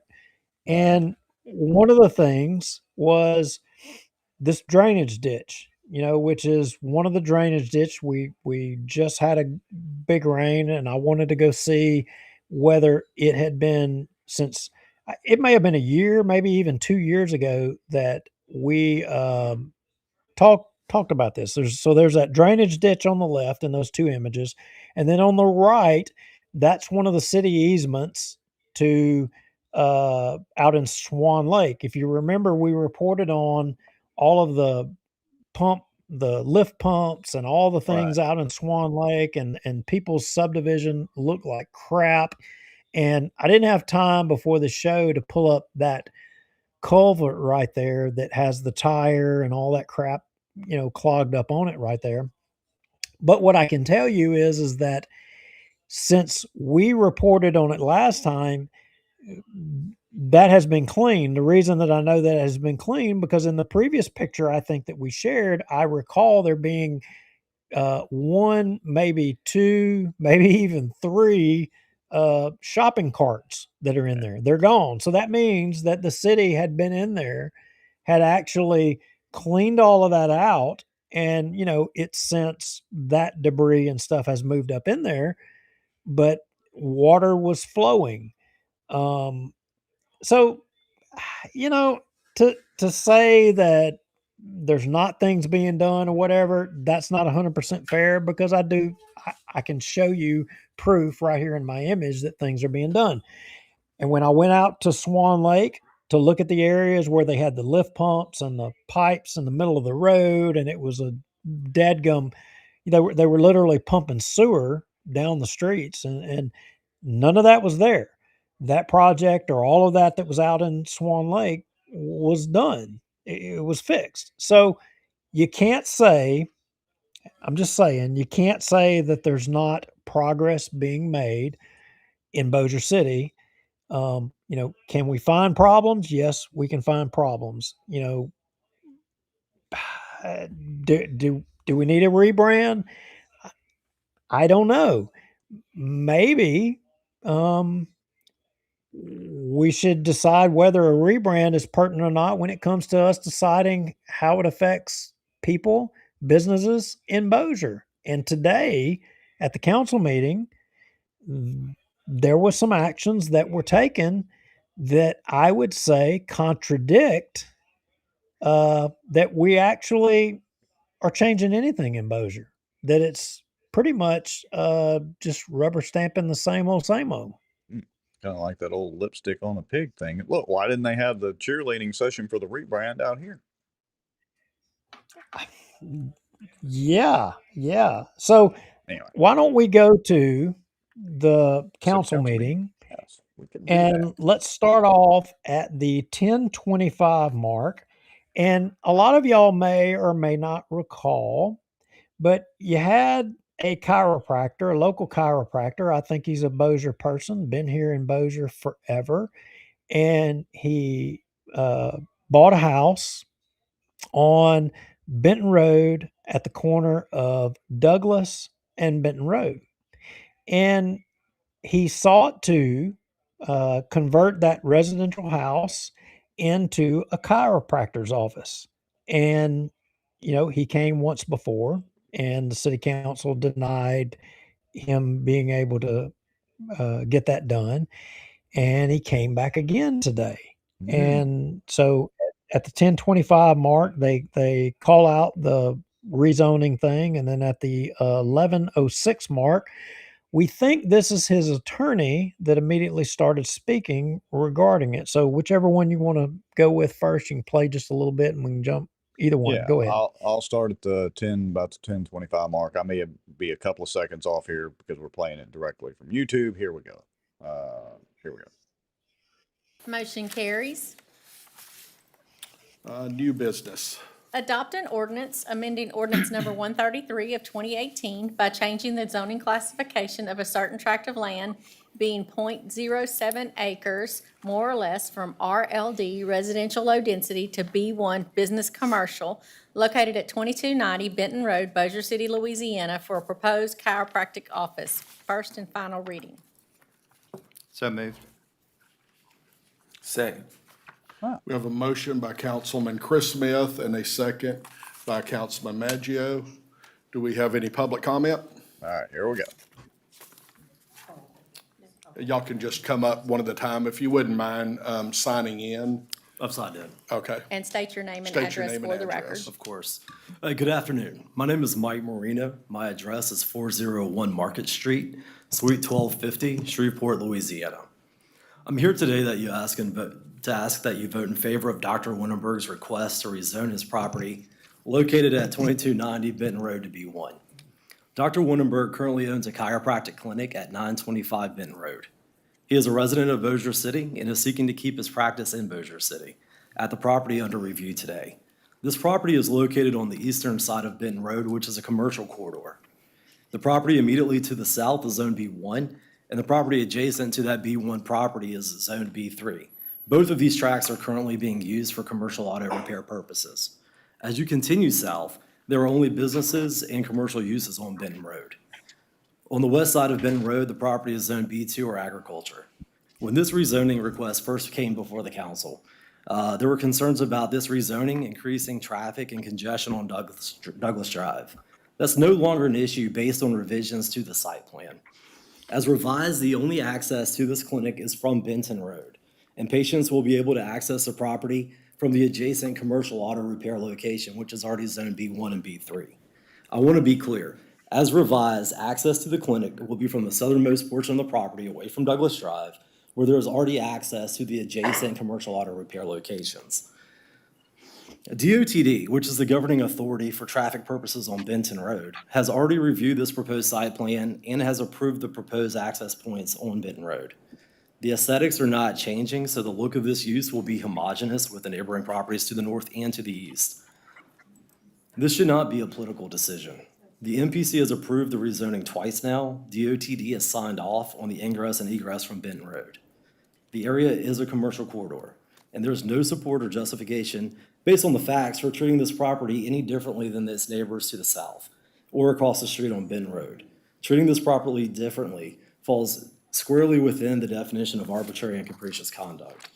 Now, I understand that there may be some concerns about a new UDC, and the potential future recommendations of a UDC should not be a consideration at this time.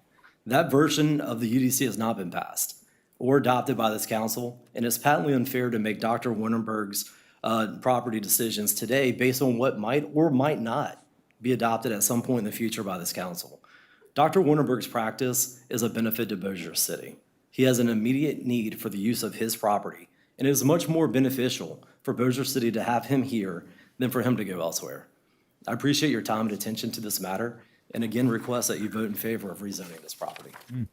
Sounds like a bail Okay. lawsuit to me, but who am I to know? Yeah, I mean, He was road teeing it scholar, up. stevedore, but so I'll jump forward and tell y'all that the council, so that y'all have a appreciation for where we're going with all of this, and you can understand how the end result is that all but Chris Smith. Chris Smith voted in favor of rezoning. All the other councilmen voted against. So we believe that this guy that's speaking maybe is the attorney for the chiropractor. And, with the terminology and the things that he was using and saying, they're pretty confident that a lawsuit is inbound and pretty confident that he's going to win. So y'all can assess that your city just cost you or just spent more of your money or a hell of a lot more of your money on another lawsuit. But I will add that your city attorney's office has been very good at being wily about winning cases. See Red Rover. They were able to get away with murder in that one. We'll see how far they can go on this one. West Marriott, they That's drug West Marriott on public records from David Montgomery. and They were that able to case, prevail in that one. right, but Wes has another case on the decorum rules. I'm greatly simplifying that, I know, Wes, but maybe we'll have an interview with Wes one day when he's able. That is ongoing. They thought they were going to get by with that one, but they just had a little reverse course in Wes's favor. But all of this, and so Wes made a big old comment and kind of jumping ahead of where we're going with all of the we're headed notes. there, Wes, and then maybe break that comment up into shorter blocks, and I'll be glad to show it. Yeah, so we're gonna break this thing down for you as to how serious the situation is, and Can I jump to now Richard Ray? the city's not facing just potential lawsuits from the chiropractor.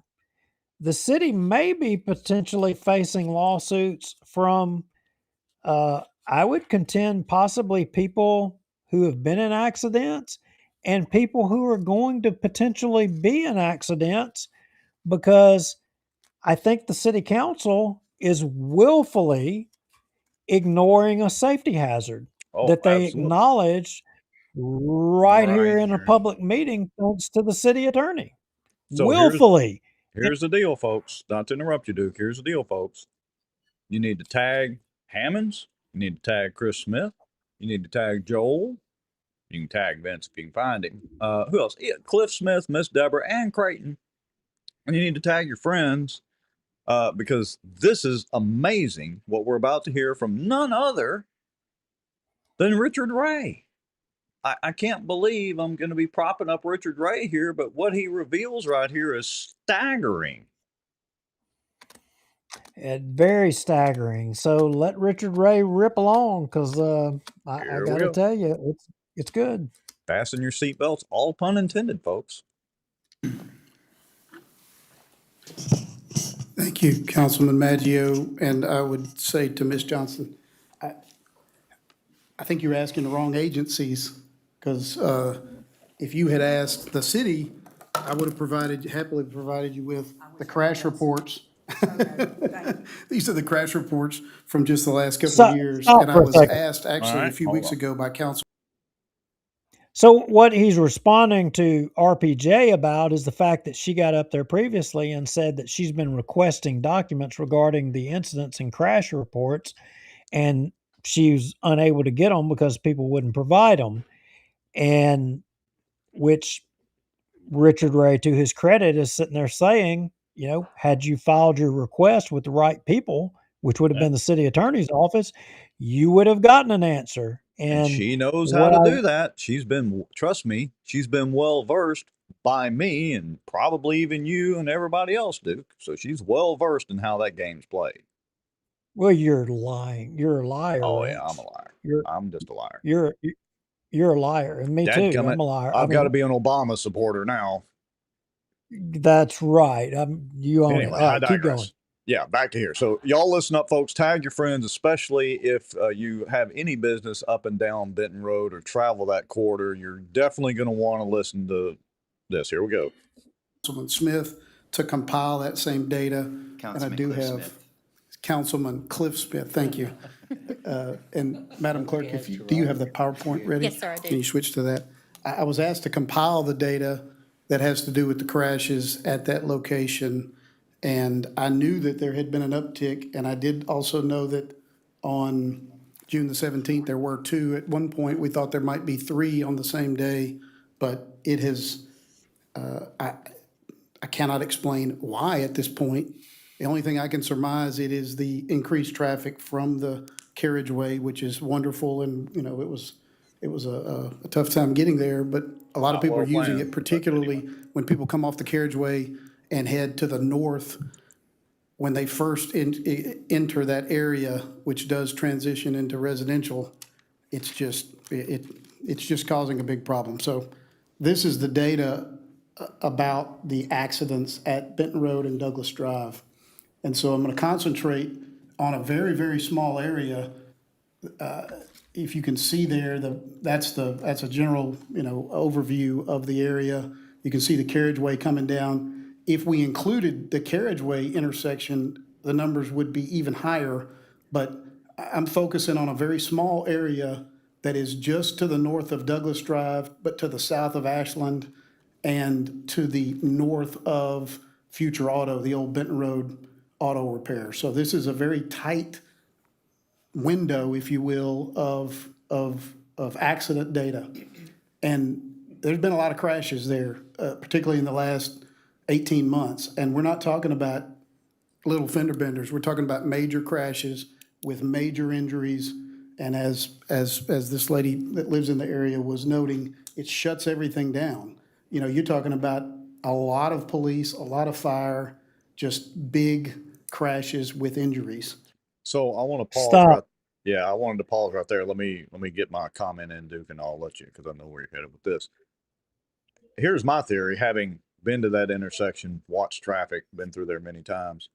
When people come off the carriageway and they hang a left headed north, or even headed south for that matter, but specifically north, they are on the gas pedal.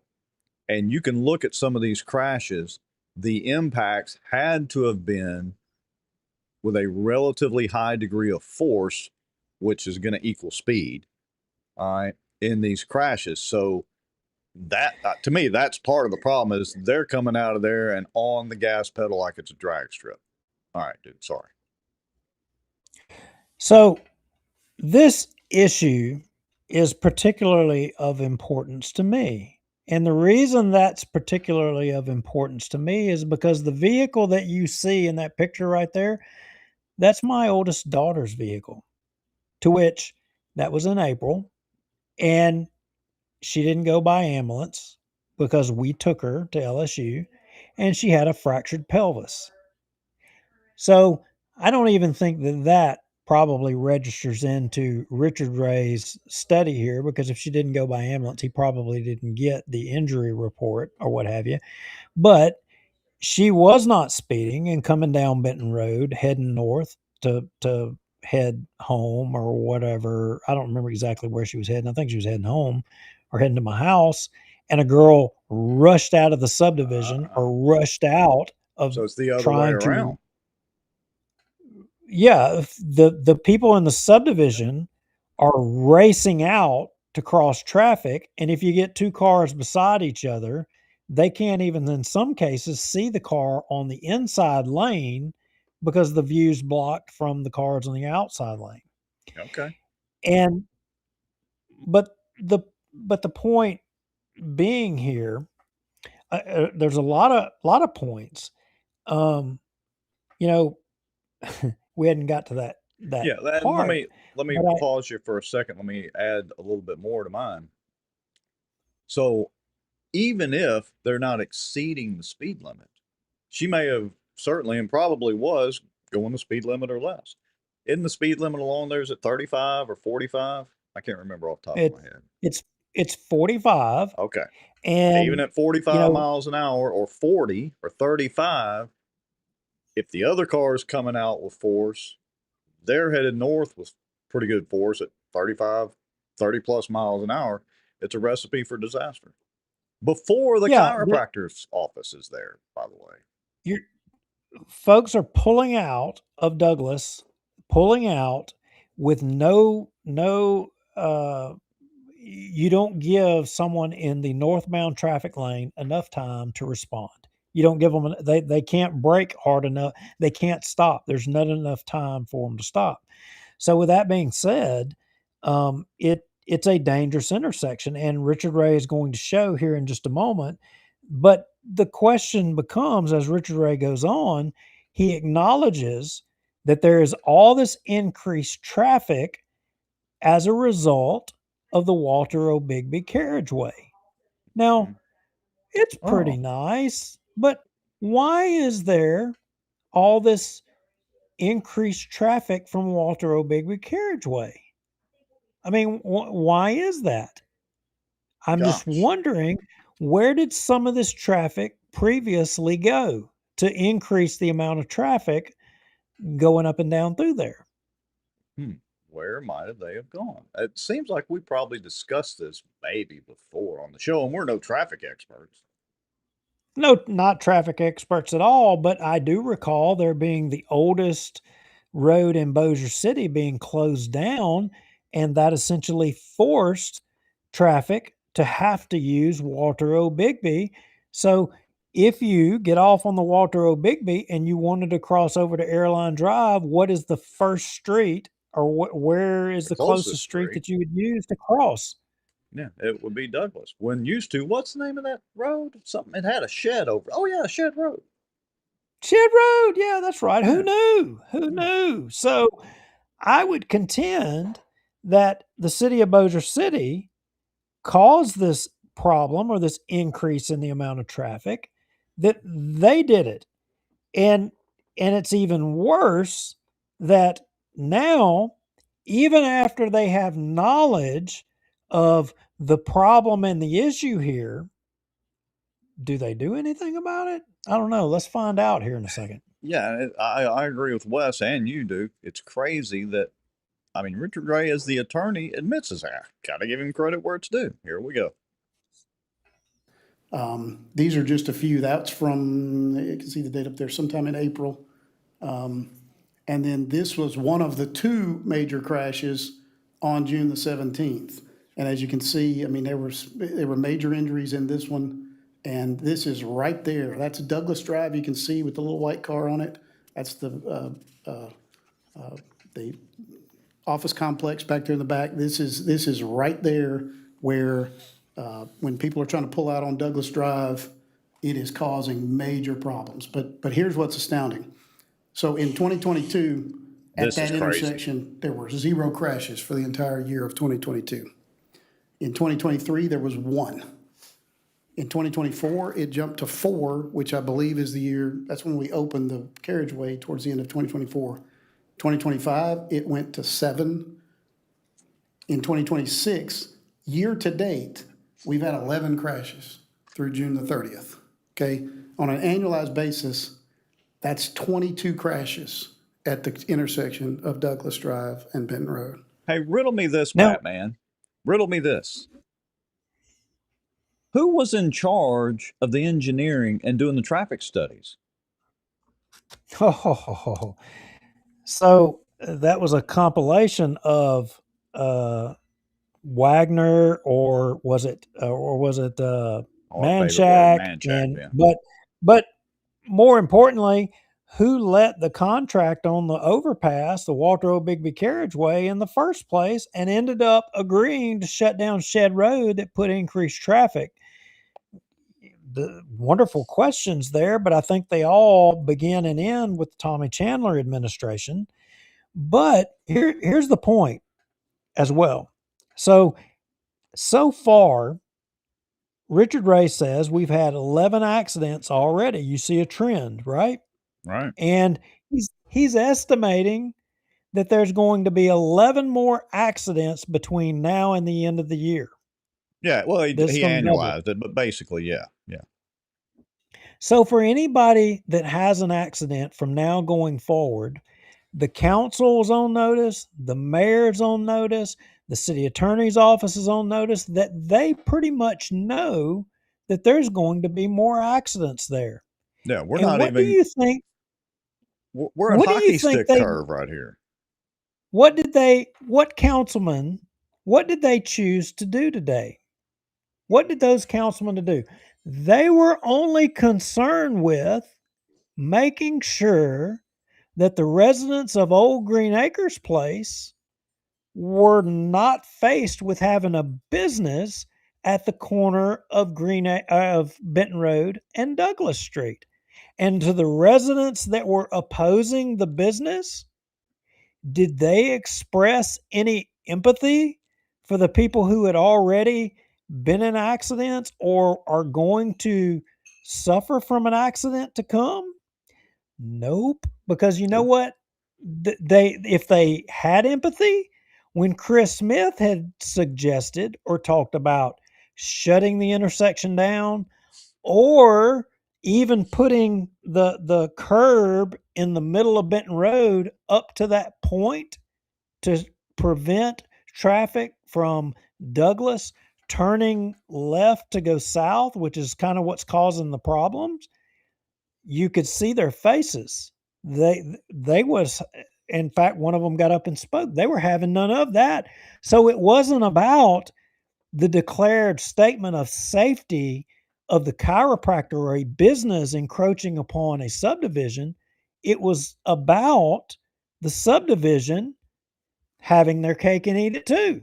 Because if you cared about safety, you would have acknowledged the hazard and said, you know what? We got a problem here. But everybody, It's clutching the their citizens pearls. of the citizens of Green Acres Place, and all the councilmen except Chris Smith, and I'm not kissing his ass because he's done me no favors. He's done me none. But all but him, credit is due where credit is due. He's the only one that acknowledged you've got a safety hazard here, and they all were just fine with ignoring it. Yeah, So you know they just what? blew it off. I guess that means they were all okay with my daughter having a wreck and fracturing her pelvis. I Yeah. guess that's what that's saying. Who cares? And look, I got to throw it out there. As much as I like Hammonds, he's, don't forget, running for city marshal, a safety position, law enforcement position, and completely ignoring the math. The math don't lie. Assuming Richard Ray's numbers are correct, have no reason to doubt him. The math doesn't lie. They're more worried about clutching their pearls and, oh my goodness, we can't have this business Well, in Old Green Acres, even though there are existing businesses. Let's ignore what's really causing the problem. Ruth Pope Johnston and her cohorts basically wanted to say the chiropractor's office was going to make that intersection an area dangerous. There's no chiropractic business there right now. so let me break a couple of things down from y'all. Let me ask you a question, Rex. All right. If you're going down Benton Road, are all of y'all awake in the comments? Are y'all there? Because do all of y'all drive? That's what I want to know. Do you drive a car? And I want to ask y'all a question. When you're, maybe some of y'all haven't drove on Benton Road, but if you were driving on Benton Road and you were heading north on Benton Road and you were about to turn off of Benton Road onto Douglas Drive, what are you going to do before you make that turn? You're going to put your turn signal on, right? Right. To turn on to turn. And then what are you going to do? I'm going to put on my bubble You're, suit. you're going to put on your brakes and you're going to slow down, right? You're talking Right? about after I make the turn? No. As you're getting ready to make the turn onto Douglas Drive, you're going Oh, to yeah. put If your turn I'm on signal Benton, on turning right, yes. and you're going to slow your speed down and apply your brakes. Right. And you're going to start to be able to make the turn. Yeah, generally 5 to 10 So- miles an hour makes the turn, whatever it is. So if there's a car right behind you, what are they going to have to do? Well, they have to brake. They have They're to going to slow have down. to brake and slow down, or they're going to jet around you or something like that. But Right. either way, even if they have to turn to go around you, they're going to have to slow down unless they're driving recklessly and accelerate, But the greater thing is they're going to have to slow down. So let's move up 100 feet. If it's the chiropractor's thing and people are turning in there, if there's cars coming, what are they going to have to do? They're going to have to slow down for the car coming in. And if there's a car coming out, it may be like the car's pulling out on Douglas. But my point is, common sense says that if there's more cars coming in and out of the chiropractor's place, the traffic's going to slow down right there. Was there anybody articulating common sense on that? No. Nope. I saw some rapping and some pearl clutching. I keep saying that, but it's true. No. All right. None. Well, None whatsoever. To me, it just, and I hate to prop up Richard Ray, but credits due where credits due. The math. This, to me, because I was trying to watch that meeting and had a couple of phone calls coming in and out. I did see it when he put up this graph, and I was like, holy crap, the numbers are getting bigger and bigger and bigger and more. And there's no chiropractic place there. So even Cliff Smith, back when I was making fun of Councilman Cliff Smith, back when the chiropractor originally came before the board, this just proves how ridiculous his statement was. But look, because nobody looked at the numbers and the math. Well, it gets even worse. So Chris is the only person that was utilizing gray matter on this deal. I can go through the list of all the other councilmen and what they were thinking. The only variable would be Deborah Ross and Cliff Smith, but Creighton, I get where Creighton's come from. He lives in Old Green Acres. Right. That's where he's from. He was straight up about it. He's voting with his people. Maggio's backing Creighton. He's going to go with Creighton on all of Maggio's not going to waver. Maggio's a follower. RPJ is a ringleader on this deal. He's going to oppose it. I get it. Now, Joel Gerard, what is Joel Gerard's why? Well, I can tell you. Votes. Oh, clue me in because I want to know. He's I'm his constituent. He wants to run to be the legislator, but he made his choice, his decision making here. This is telling for folks. His decision making was not what was in the best interest of the city and all of the citizens, but what was in the best interest of votes here. That was his decision making process. Hammond's, I'm sad to say, I think it's the same case. He's in the middle of a contentious race. The decision that he's faced with is taking an action that would be unpopular with a swath of voters or taking a decision that may make a proposed business irritated. He had to weigh the options here. And he may say, Duke, you're full of shit and be mad at me, but look, I'm calling it like I see it. Cliff Smith, who knows? Deborah Ross, it's no secret. I helped Deborah. I helped RPJ. Deborah is friends with RPJ. They developed a big relationship. She probably just went along because of RPJ. And Chris voted on the issue. He's the only one that voted right, in my opinion. I would tend to agree. So Cassie Rogers has a comment, and she spoke, pretty eloquently at the meeting. She said the council chose the people they represent today. This last year has been nothing but once again fighting against the people. The residents won today to choose. Which residents? The residents that already have existing businesses in Little Green Acres? Were they? I mean, I know they didn't show up because, they didn't want to admit they had businesses in Little Green Acres. Right? And those people? And look, and Cassie, I love you to death. But some of y'all were arguing, you were arguing for a case of taking people's due process away. You were advocating that people shouldn't have the right to be able to pursue something. That is not the way a republic works. You don't do that. And y'all were mistaken on that. And I won't agree with you. I don't have a problem. I don't have a problem with the people of Green Acres. I don't have a problem with people fighting for, for their subdivision and for their thing or what have you. I don't have a problem with that. I respect that. That's what we've been advocating for, is for people to fight. But in this hazard or this situation or the increased risk here of crashes and life hazard that we now know about, we didn't previously know about before. We now know. But if you're going to fight to protect your subdivision, why didn't anyone recognize this and say, you know what? That's right. In fact, the only person that made a suggestion was Chris.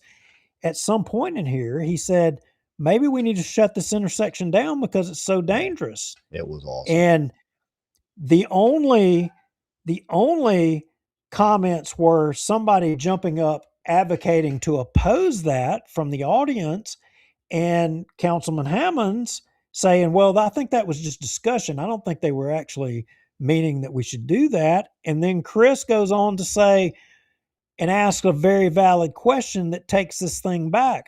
When the Walter O. Bigby carriageway was proposed, as I appreciated what he was saying, was that in the original plans, that divider, that centerline divider, actually extended north of Douglas. So that means that somebody in engineering or planning recognizes that there was potentially a hazard here, but it got taken out.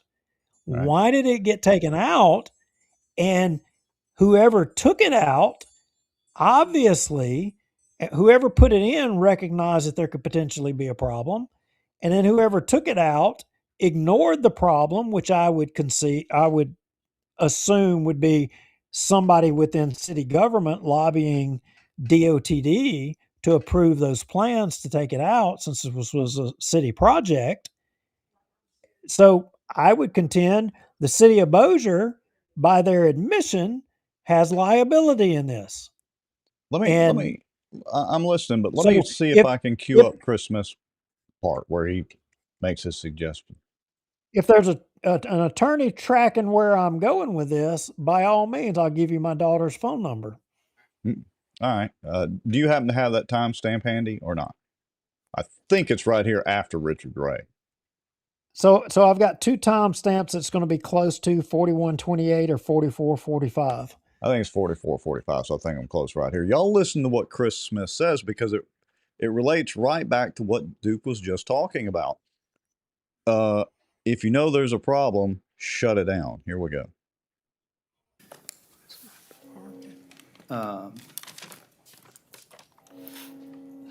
And I do want to ask Mr. Thompson something, just because Wagner was the consultant for the Walter O. Bigby carriageway. When Walter O. Bigby carriageway first was proposed, the median was supposed to go all the way down to past Brigham Dental, but it ended up not going that far down Benton Road. Would we be able to take that median that's already there and extend it to Douglas Drive? That way we can prevent southbound turns off of Douglas Drive and force the traffic north? With DOTD's approval, yes, That's something but I that know could- that was for the turning lanes or the turning appropriations. It was taken back, given the back and forth with the property acquisitions at the time. So with Yeah, but we gave DOTD's Brigham approval- Dental a curb cut onto the new carriageway, so we don't, I would assume we're safe there, and there's no other commercial business that would be affected other than, because Future Automotive, they've got the curb in front of them. So if we extended this, I mean, my goodness, how many lives could we save if you didn't have to turn south down Douglas Drive anymore? I mean, from a traffic standpoint, it would make sense, and we can certainly Yeah, we inquire ought, with we District ought, 4. would you work with Mr. Bajnoff and Sure. give me a quote on that? Sure. Okay, thank you. Ms. Brown, would you explain B1 zoning to me? So B1 So, zoning stop. is our All right. Stop for a least second. intrusive commercial. And you want to know what's even worse? What's even worse is that I hear councilmen criticize Chris Smith after the meeting was over, all those other councilmen, for bringing that up and talking about that. And For suggesting talking that. about trying to make it safer? Absolutely. I wonder who those Some, councilmen's some, names are. I might be willing to call them out with a great AI generated meme. so Please, God, let me figure out who those names are. so when I said earlier that it's a sad day in Bossier, it's a sad day because I think, and look, I've considered all these people friends, and I still do, but y'all have made a mistake. Yeah. You guys just you didn't use common sense here. You you didn't use common sense. No. I mean, think about what you just did and what you just disregarded safety. Right. You just disregarded, you acknowledged from the city attorney there's going to be 11 more accidents. And is anybody going to, I mean, when one of them dies from it, are you going to be able to say, well, there's no way I knew that would happen. I couldn't know that was going to happen. Yeah. No, you're on notice. Hey, You're on notice right now. And what did you do? The one guy who is offering alternatives to it, y'all just poked him in the eye. they made a choice, and our mantra on this show from day one is calling them out, whether they're friends of ours or not. You know, heck, if we do wrong, just like you know, taking all those suitcases of cash now that you're on the commission. Oh yeah, if you do wrong, we're calling you out. And all them home loans from all them Sobo boys, y'all Oh, yeah. all just treat me so well, you know. Right. So Jesus Christ. I would strongly, I'm going to try to pull some clips and do some shorts out of this. I would strongly encourage everybody to go watch the Bossier City Council meeting from today and listen to it. They spent 50 minutes on this, give or take a little. It was quite interesting. And they basically let I would say small but vocal group of people dictate the show. And the truth of the matter is that small group of people, they disregarded the safety of other people. For what?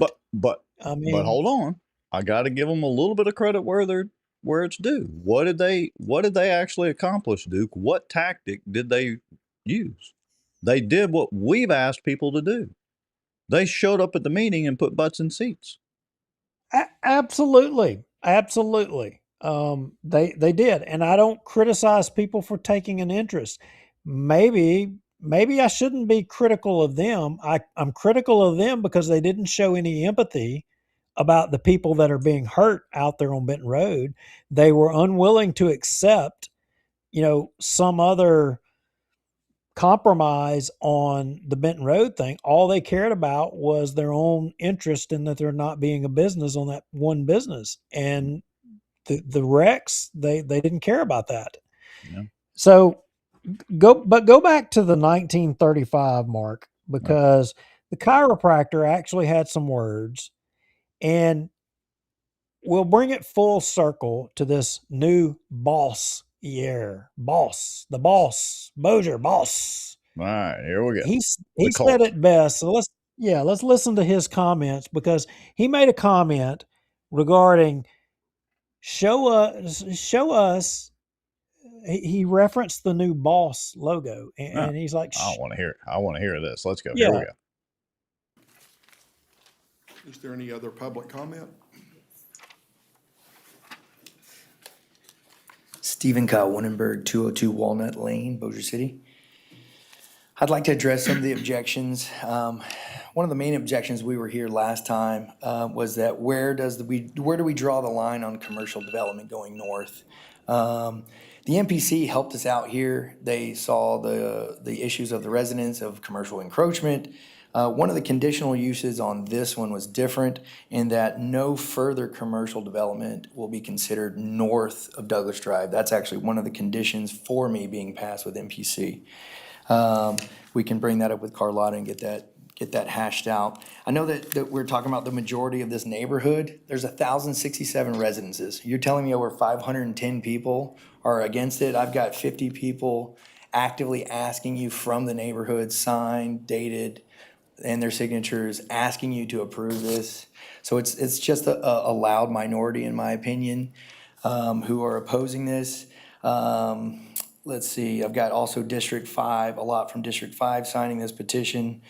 You claim to represent your constituents, but what about representing the ones who do want it? As far as the traffic concern, we're talking 3 to 4 people an hour. We don't have a massage therapist anymore. They've left. We're even lower volume than we were last time. The ingress and egress that was approved by DOT that's already an existing business is further away from Douglas. DOT determined that we essentially add nothing to the existing traffic flow with the current volume that we see, which I plan to keep the same. In light of the recent city rebranding campaign, Bossier on the move, at the rally, we heard quotes like, "Bossier moves with small business. Bossier is for entrepreneurs." We're the ideal citizenry for this campaign. I've got a young family. We are very active in the community. I'm simply trying to better my business in a neighborhood that I've lived in for 6 years. We love the neighborhood. We love this building. We want to beautify it. I've even offered some of the residents to put an entrance sign to Old Green Acres neighborhood and beautify its entrance. Let's see, we provide integral services for the community. I'm the only chiropractor in Bossier providing services for Medicaid users. I'm one of very few offering for Medicare. If Bossier truly moves with small business and for entrepreneurs, like it was just stated, if the rebranding is truly about strengthening economic development and business recruitment and overall beautification and the attraction of the city, then I ask you to show it with this vote. And I'll put this in the record here of the Yeah, sign. let me pause it. The moral of the story is all that's BS. It is. All that's BS. It's The only marketing. thing It's that BS. matters, it's BS. You're not about small business. You're about who we can get an NDA with and get free tax dollars. Yeah, I mean, let me paint this picture. I know some of the folks seated there on both the city council side and the spectator side claim to be conservative Republicans. Everybody's a conservative, right? How can you be a true conservative and not be for small business when it's not encroaching on any personal property? Correct me if I'm wrong. I don't remember Kyle saying he's trying to get the city to use eminent domain or any such thing like that. He's simply trying to run his small business like the other small businesses in the Green Acres neighborhood and surrounding areas. That's all he's trying to do. A small business, a moderate amount of business. How are you going to be a conservative Republican and ever run for another office like city council or something like that? Now, Rex, property rights, that only matters if you're talking about CCS. That's only if you're helping a Senate campaign. Okay, I forgot. That's I'm right. sorry, Duke. I forgot completely. That's right. So in the case of safety here in Bossier City, and I mean, fractured pelvises and all, those are all acceptable losses. And the 11 more, let's just hope, in the 11 more to come on Benton Douglas, I mean, the residents in Green Acres Place that oppose slowing traffic down by having traffic turning into a business right there. I mean, I hope those are acceptable losses to them, and I hope nobody loses their life. I do. I don't hope anybody gets hurt or loses anything, but I guess that's an acceptable thing to all of the councilmen except for Chris Smith and to those folks that are in opposition, I mean, they only care about one thing. Well, I would tend to agree. Safety. Yeah. Chris Davis. I mean, don't get me talking about police pay. I mean, I know you'd like me to talk about it. I mean, but Oh, we got to save that for another. That's a whole show in itself. Yeah, I mean, it's Wag the Dog. How many of y'all saw you remember the movie Wag the Dog? I think Dustin Yeah. Hoffman was in it or whatever. Yeah, but And look, not just that. In their cult meeting where they introduced the new logo in the branding session, I think I remember because I saw part of it or watched the video. I think I remember them touting how much they had increased the police force or increased police pay or whatever phrasing that they used in the damn marketing for that. Come on, guys. I mean, the hypocrisy here. I think it was 2 meetings ago, this city council approved some kind of baseball business into a subdivision in another part of the city at the entrance of a subdivision. The hypocrisy knows no ends here. Right. None. And look, Warnerberg or this chiropractor guy, I seen him commenting in our comments. I mean, he's not a buddy of mine. I don't know him. I don't know him. I mean, he has not left a bag of cash at my door. I don't know what's wrong with that dude. I mean, everybody else does. Everybody knows you're for sale, but come on. Yeah, oh yeah. I mean, just I'm counting all my money, right? But good grief, common sense. I mean, we have. I thought we were changing things in Bossier. I mean, but apparently the only thing Same. we've changed is putting boss in bold print on the name of the city. On a Apparently that's the ridiculous only thing logo we've changed. that we overpaid, I'm quite sure. Yeah, same song, second verse. Could get better, gonna get worse. Yep. Anything else, Anyway, Mr. Lowry? I mean, I'm done. yeah, I'd like to thank everybody that stayed through our piss and moan and gripe session. We've been running over 70 people for the vast majority of the show. That's excellent. We appreciate it. Look, and like we say, and we truly mean it, if you don't agree with us, light us in the comments. Just remember, you're going to get some pushback from us. We don't just sit down and take it necessarily. Sometimes we'll let the comments sit there and percolate. We are the kings of stirring the pot. There is a reason we stir the pot. It's to get attention, not to us. It's to get attention to the things we're stirring the pot about. That's been our whole thing since day one. You know, Chris Davis, that's an old adage that a lot of people would be wise to take note of. Take care of the people that got you here and stop praying for what's maybe coming in the future. You know, that's a great point, but some people don't freaking stand that. And for those of you that want to send me hate mail, y'all send it to Rex. I got plenty already. And you know what? It's not going to do any good because I don't give a damn whether you hate me or not. I'm going to say what I'm going to say, whether you like it or not. So hate away. I'm just going to keep counting my dollars. And if you see y'all us can be mad about it. And if you see us on the street, say something, say hi, disagree with us. We're the same in person. And yes, James Dooley, that is a Glock sign above my head. I'm a Glock fanatic. Anyway, so there you go. All right, Mr. Lowry, anything else you want to take us out of here? And then I'll hit the end broadcast button. Again, thanks to everybody that's been watching and listening to us gripe, piss, and moan for the better part of this Tuesday evening. Hey, personal privilege. Mike Dooley will remember this guy. Say a prayer for a good friend of mine that passed. Brian Crumplebeck, good guy, was a fireman in Bossier. Liked him a lot, just on my mind. Anyway, that's it. Have a good night.